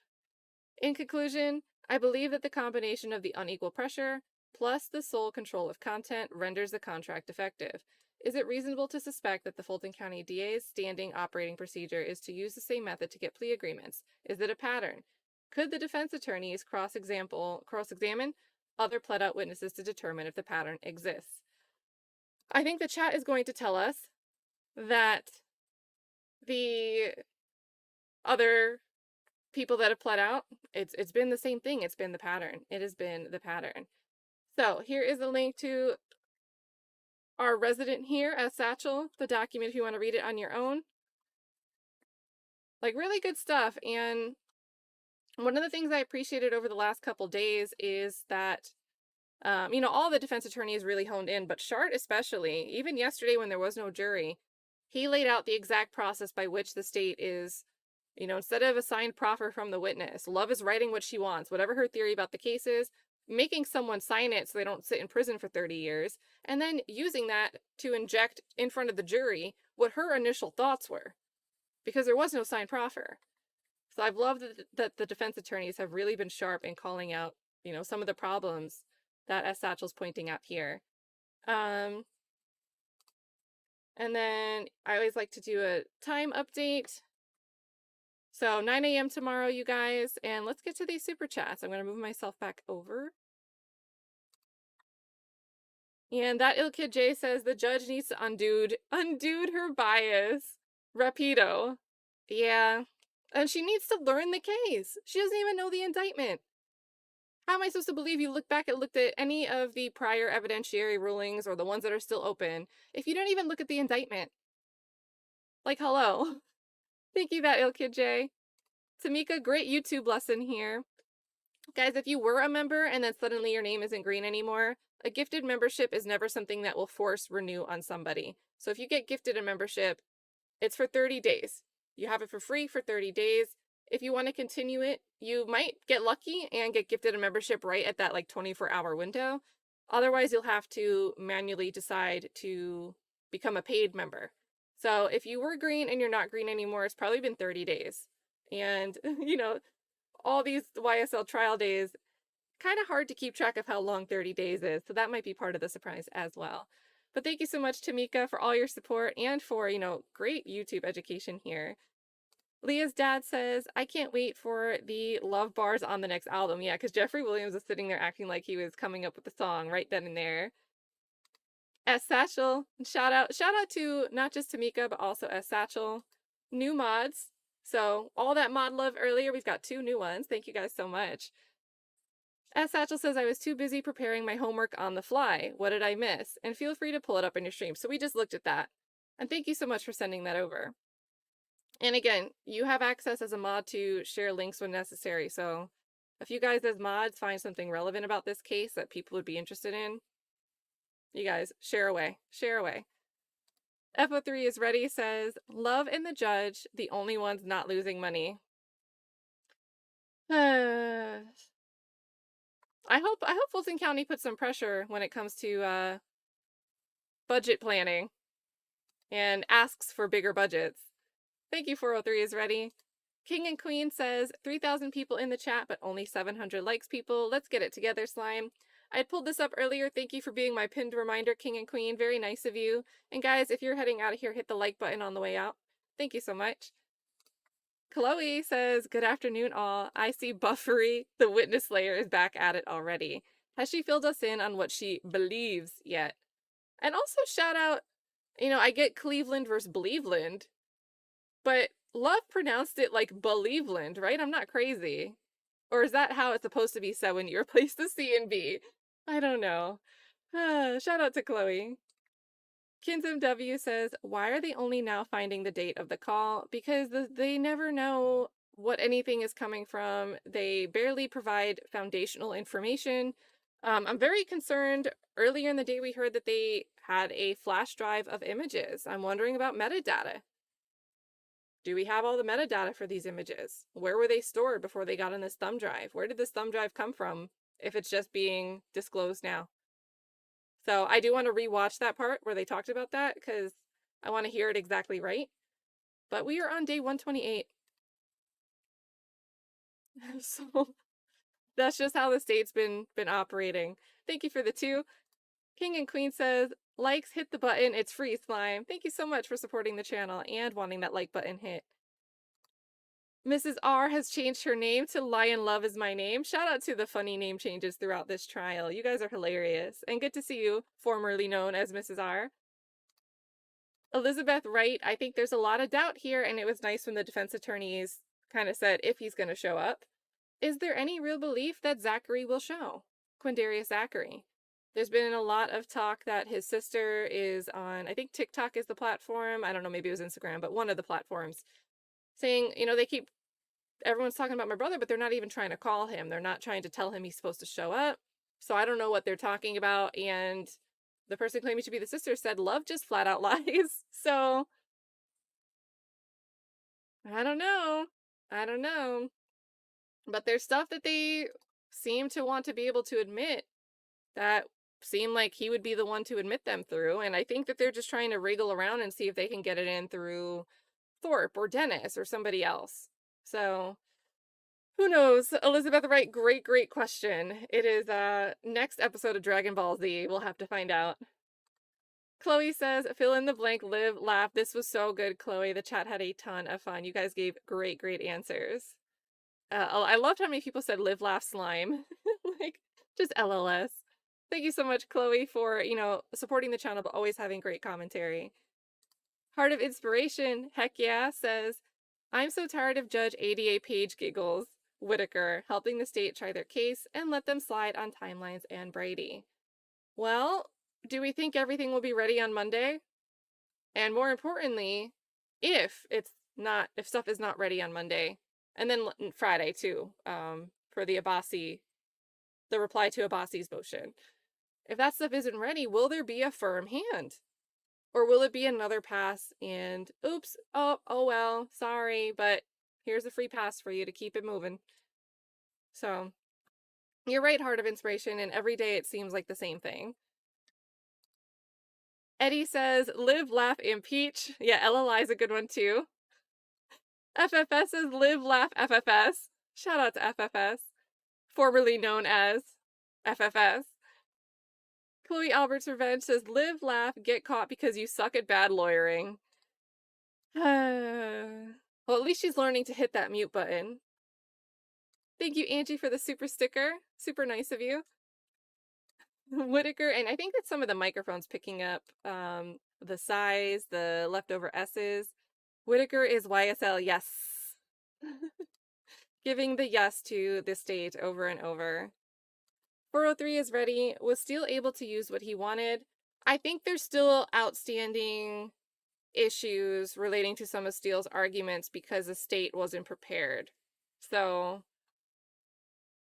another non-surprise, right? So another one will have to wait. It's suspenseful. We'll have to wait for the follow-up there, the sequel. Thank you so much, 403. Chloe says, what this trial needs is Dikembe Mutombo. Oh, doing the when she talks. That would be great. If she picks up the mic, he comes and slaps it out of her hand. It's okay. She'll have like 3 more microphones she can go and get. I think like Love is just hoarding a microphone collection off the side where the camera doesn't pan to where the jury is. Because every time there's a microphone issue, she's just going over there like, hold on, wait a minute, I've got this. I can do it. I can fix this. Can I bring my own microphones? So, shout out to the microphones in the courtroom. Thank you, Chloe. L1915 says, Doug, she is ambushing while lawyer isn't there. Guys, thank you so much for showing Doug Weinstein so much love in the chat. I saw some people saying, do you know he's here? I didn't want to just like put all of his comments up on the screen. Because one thing that Love will rush to do is file another motion to restrict extrajudicial statements by attorneys, defense attorneys in this case. So, I don't want to put certain things. I want him to be comfortable to speak in the chat without worrying that it's going to be plastered on the screen, and not that he'll say anything he isn't supposed to say, but just minimizing the risk of somebody making an undue fuss about it. Because Love, out of all the motions, all the responses she should have had done since the last 2 months, we didn't get a lot of responses to stuff, but somehow we had this random motion to keep people like Doug Weinstein from being able to talk publicly. So, shout out to Doug, and I love that you guys interacted with him, and I agree, L1915. Doug, she is ambushing while you are not there. City Gent gifted 5. Put a City Gent in the chat.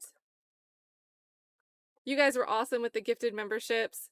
We had over 100 gifted memberships today, and then just in the afternoon session, I have to change my banner. We had hit 69 members in the afternoon session. Now we're at 70. So there we go. Update that there. And then again, I hope you guys enjoy being the member and use the emojis to your heart's content. I think it makes the chat very fun, having these custom emojis.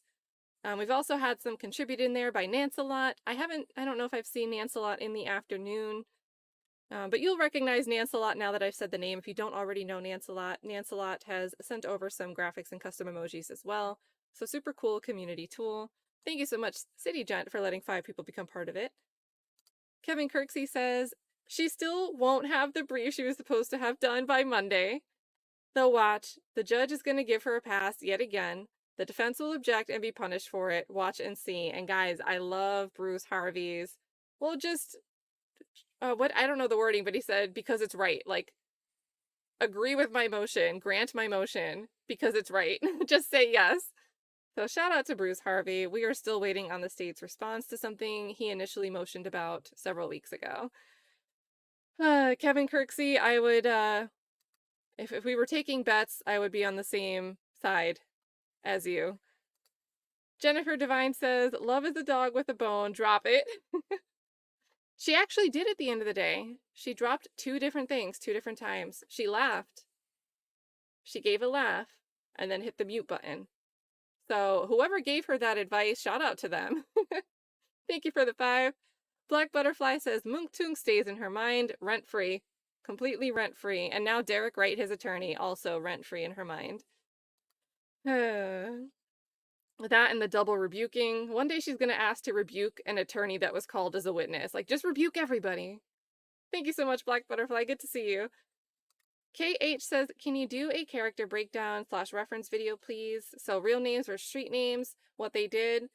And I know AV just did one for some of the co-defendants that we hear about more. Let me pull that link. And I want to say I'm not a lawyer, but also did one. I feel like I saw that. I didn't get a chance to watch it, but I feel like I saw it like on my feed and then.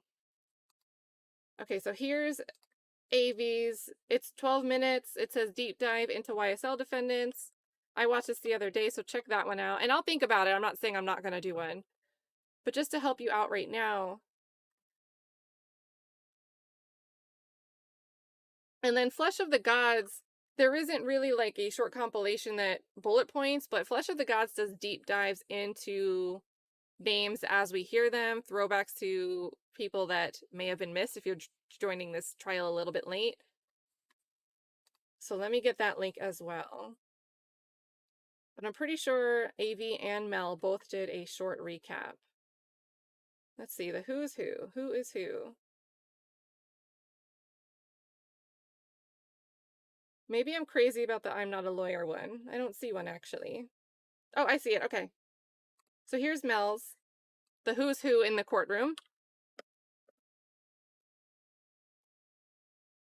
And then Flesh of the Gods, since it's not a compilation video, but rather a bunch of videos on his channel, this is Flesh of the Gods channel. So those are great resources there, you guys. And then thank you for the 5, KH.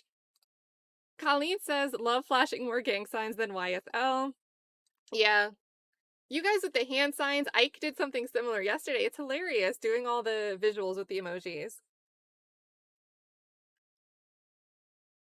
And Kevin says, oh, serious question.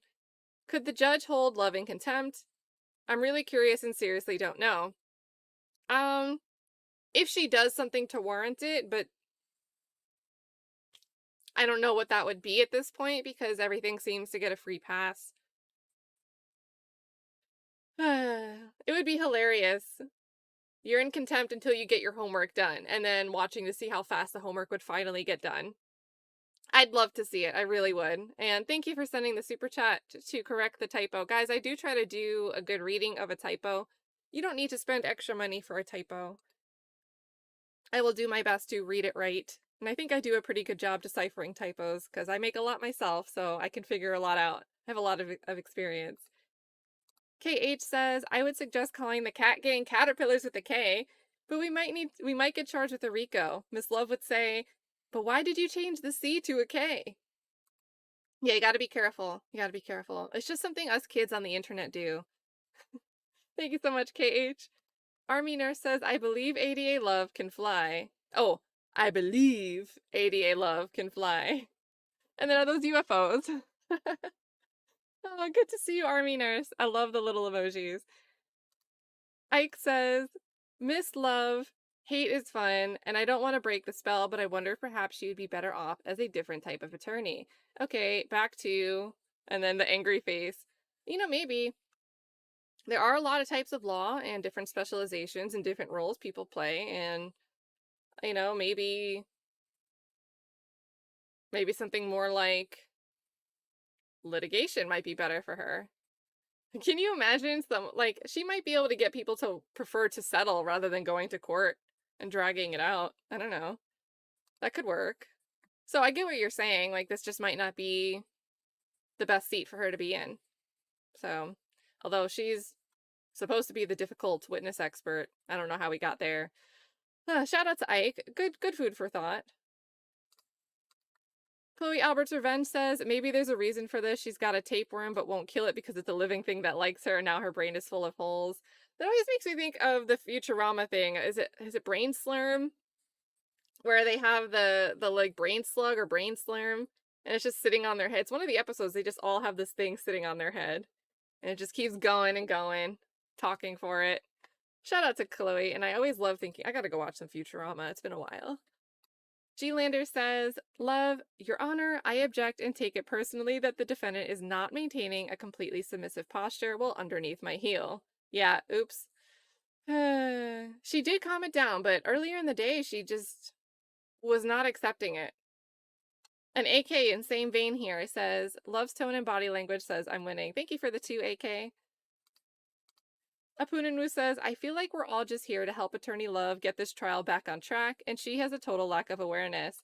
It almost felt like a tutoring session at that front table. When Mrs. Knight was sitting next to her, you could hear Mrs. Knight giving a lot of answers and, like, assists on what was going on and typing away.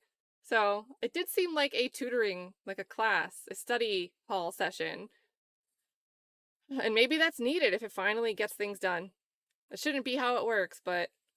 And thank you so much for your generous support today, Apunanwu. Touche says, again, with her lack of cultural awareness, talking about Judge Whitaker. Yep, I don't have a scope of awareness for why things might be another way, differently than I've experienced them. So I've got funnel vision. I just don't have the cultural awareness, or at least the understanding that there might be something beyond what I know personally. And that's been problematic multiple times throughout this trial. And it sucks because she's the judge. You know, the decisions, the discretions, her rulings could be different if her scope of awareness, or at least a awareness of your own ignorance to things that you aren't familiar with, right? It's okay to be ignorant to things, but it's dangerous to not know that you could be ignorant of something. There's something that everybody doesn't know about, but you got to be open to kind of considering it. And as a judge, I would say that standard it should be much higher. So not so great to see in a case at all, and especially in a case involving things like slang, style, music, fashion, culture, neighborhoods you grew up in are all really important. So definitely agree there. Thanks, Touche. And L. Allen kicked off the mod celebration for the mods. And, you know, mods, make sure if you have a Cash App, I'll put it in the description for you guys. Just send me a message on X. I know Drea, a long time ago, Drea was my first mod. She's like, I don't have a Cash App. Drea, if you want to use like PayPal, whatever you want to send, we'll get you guys in the description. That'd be awesome. Kevin Kirksey says, those Instagram live videos look like FaceTime videos. The state had zero evidence proving it. But it didn't matter because we have a judge that doesn't understand social media either. So, plus the multiple disorganized, chaotic, and how they treated each witness and attorney. The only state pro attorney, Mr. Atkins. Yeah, I'd be interested to see a little bit more from Mrs. Knight, but everybody was relieved when Atkins was doing the questioning this morning. It was quick, it was concise, and maybe that's the nature of a 911 dispatcher as a witness, or a witness that just has one limited story to come and speak about. But I would like to see how it might not have been as entertaining But I would have liked to see how Atkins did with a witness like Antonio Sledge. Even Derek Wright. I think Derek Wright would have gone so much better if it was anybody but Love doing it. It was the big L because of Love. So great point there. And thank you so much for your generosity today. Haley Wolf, you look good in green. Thank you for becoming a member. Casey Dog for the 2 says salute to the best mods. And look at that, we got the little snake at the end, the snake emoji. Be careful now, Casey Dog. L. Allen says, I second the motion for the best mods. You started the motion, you're seconding it. I love it, I love it. But yeah, you guys, mods, make sure you send me your Cash Apps and we can pin them in the description. With YouTube, I can make like the same thing, copy and paste to different descriptions so it can be there always. So that'd be really, really awesome. Casey Dog gifted a kattnotwilliams membership. Thank you so much. Mark in Texas, yeah. Gotta tell you, watching Love Lie today was hard. So put a 1 in the chat if you agree that it was not a fun thing to do. Put a 2 if you enjoyed it. Thank you, Mark in Texas. And we don't have the squeaks to make it up, break it up, make it more entertaining. We only had 1 squeak today. Bama Rose says, couldn't the state drop some of the 191 overt acts? That would pare down the witness list. That would be a great strategy. But they think that every single social post in the world and every single time someone is making a hand sign, that it's an overt act and we need to get it in. And, you know, since it's here, it can come in. So it's part of their strategy to have them all included in that indictment. But yeah, I think they could trim a ton of witnesses off if they just made the indictment about the actual relevant acts and not a social media post. So, because there's several in here, I can flip over to it. And I can drop the link, guys, if you want to ever look at the indictment. I do try to keep it up while we're streaming because it's so difficult to follow some of the arguments if you can't make a quick reference to stuff. But you can see there's several. It's very long, 88 pages. But there's columns here when you get into the actual acts that they flat out just put the social media posts in here. So this is a post from Gunna. They're saying slat. The Rodalius Ryan picture. Jeffrey Williams doing the hand sign. We recently heard some testimony that that's not what he's doing. Like just a whole bunch of stuff in here. And it's hard to tell from the indictment because the pictures are all like photocopy printed out. Pee Wee Roscoe. Kendrick. So, and we recently just saw this one. So this is Demikian Garlington. We'd seen this pulled up. Like half the case circles back to these social media posts. Another great reminder not to put stupid things online. I mean, maybe these things shouldn't necessarily be considered warranting of a overt act. But yeah, now you got to be fully aware of putting things online because who knows what someone will assume it to be. So thank you so much, Bama Rose. Kevin Kirksey says, say it with me, y'all. Dismiss it with prejudice, Paige Whitaker. Yeah, P for prejudice, Paige Whitaker. It's not going to happen. I mean, I'm not saying that the state won't do a really big oopsie. With a really big oopsie, it could happen. But I'm overthinking that she's going to agree that this trial is beyond repair. I think it's beyond repair. But I don't think she's going to change her mind and decide it's beyond repair. So, we're in it for the long haul. Casey Dog says 3 hours of court today, LOL, Glanville 2.0. Yeah, and at least I think with Glanville, we might not have even tried to do evidentiary issues in the afternoon. And I think we had some productive homework done by the state because they got to sit at the desk with Adams for a little bit. But yeah, Glanville would have been a 3-hour day. Christine Covey, good to see you. Thanks for the 5. Sledge even said, Miss Love, that's your question and your answers. Yep. And when he said my truth, Love fixated on it. What do you mean your truth? Like, he wasn't trying to pull a my truth, your truth line. He was making the pushback against you because you're telling your truth, your story, the state's story. And his wording, my truth, was to contrast what you were doing. And Love tried to paint it as the my truth isn't the truth, when that's not what Sledge was doing. Oh, that drove me so nuts. But you were right. He calls it out. And she doesn't care, and she decided to call his attorney to unwind that, and then the attorney kind of made it worse for her. So, good times with Love's trial strategy. Thank you for the 5. And then Steven Satchel says Doug was here. Oops. Yeah, he was in the chat. So, he wasn't on the screen or anything. But he was hanging out in the chat, and Nick Starr's doing his panel show tomorrow. It might be possible that Doug might make an appearance. Sometimes he does, so if he has the time. So that might be a good place if you guys want to check that out. And I owe Nick because I couldn't make it last week because I've been doing these 7, 8, 9 p.m. streams with a web developer that lives overseas. But I want to try to make it this week because I missed last week. So Nick's Friday panel.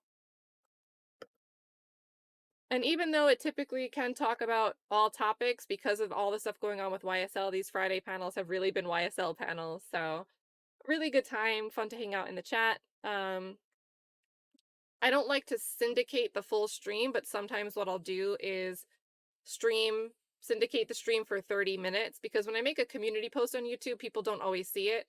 But when I start a stream, you guys get notified and then we can redirect and funnel you to Nick's actual stream. So it's all one chat. But either way, you guys, the best way to make sure you catch those panels is just subscribe to Nick's channel and hit the bell so you'll see it. Usually by Friday mornings, like Eastern time, he has the panel scheduled. So I'll share the link again tomorrow. But yeah, Doug was here, and sometimes he makes an appearance over on Nick's channel. The Bowtie Bandit says, I don't know who gifted the sub, but much love. Heart, thank you. So glad you're here. And thank you to everyone that's gifted memberships. And MKWN just says $1.99. No comment. Thanks for the 2. Oh, and now you tell me not to post stupid things.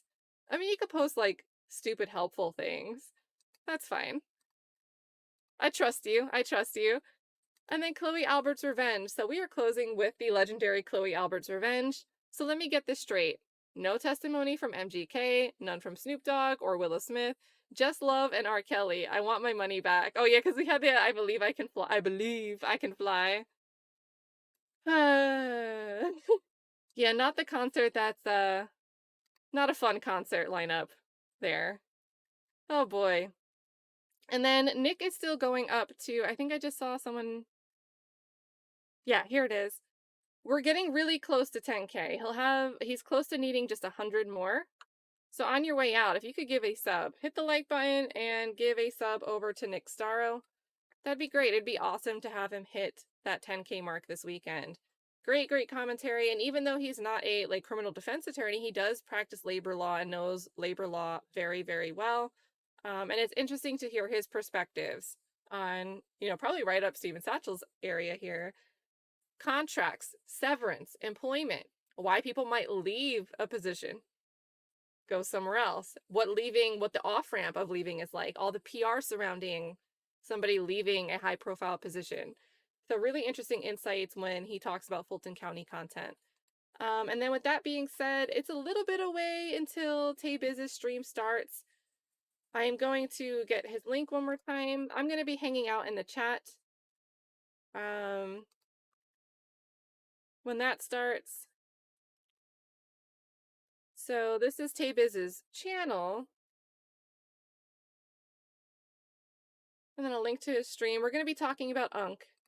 Tay Biz is very, very funny, you guys. You will get a belly laugh. Like, sometimes even real tears listening to Tay Biz. Just super hilarious and super smart and intellectual too, but just also super hilarious. So there you go. And thank you, Steph JK, for grabbing that link. And sometimes my redirects don't seem to work. So that's why I have to share the link like 10 times. Anywhere else live that you guys want to shout out real quick?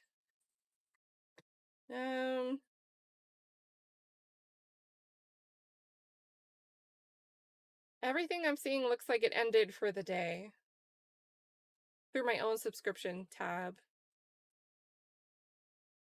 I do see the legal good covering the Lori Shaver trial. I don't know anything about that trial. I've just seen it, kind of be a popular trial. So if you guys are interested in the Lori Shaver trial, it is day 4 and the Legal Good is talking about it. So this is the Lori Shaver. That's still live. And then I'll be going over to Tay Biz. I'm going to end the stream and hope the redirect works. See you guys over there. Bye. Oh, and yeah, I am going to watch some football tonight, but that doesn't start till like after 8. But until then, we'll be with Tay Biz. Thank you so much for all your support and great commentary today, you guys. See you tomorrow morning.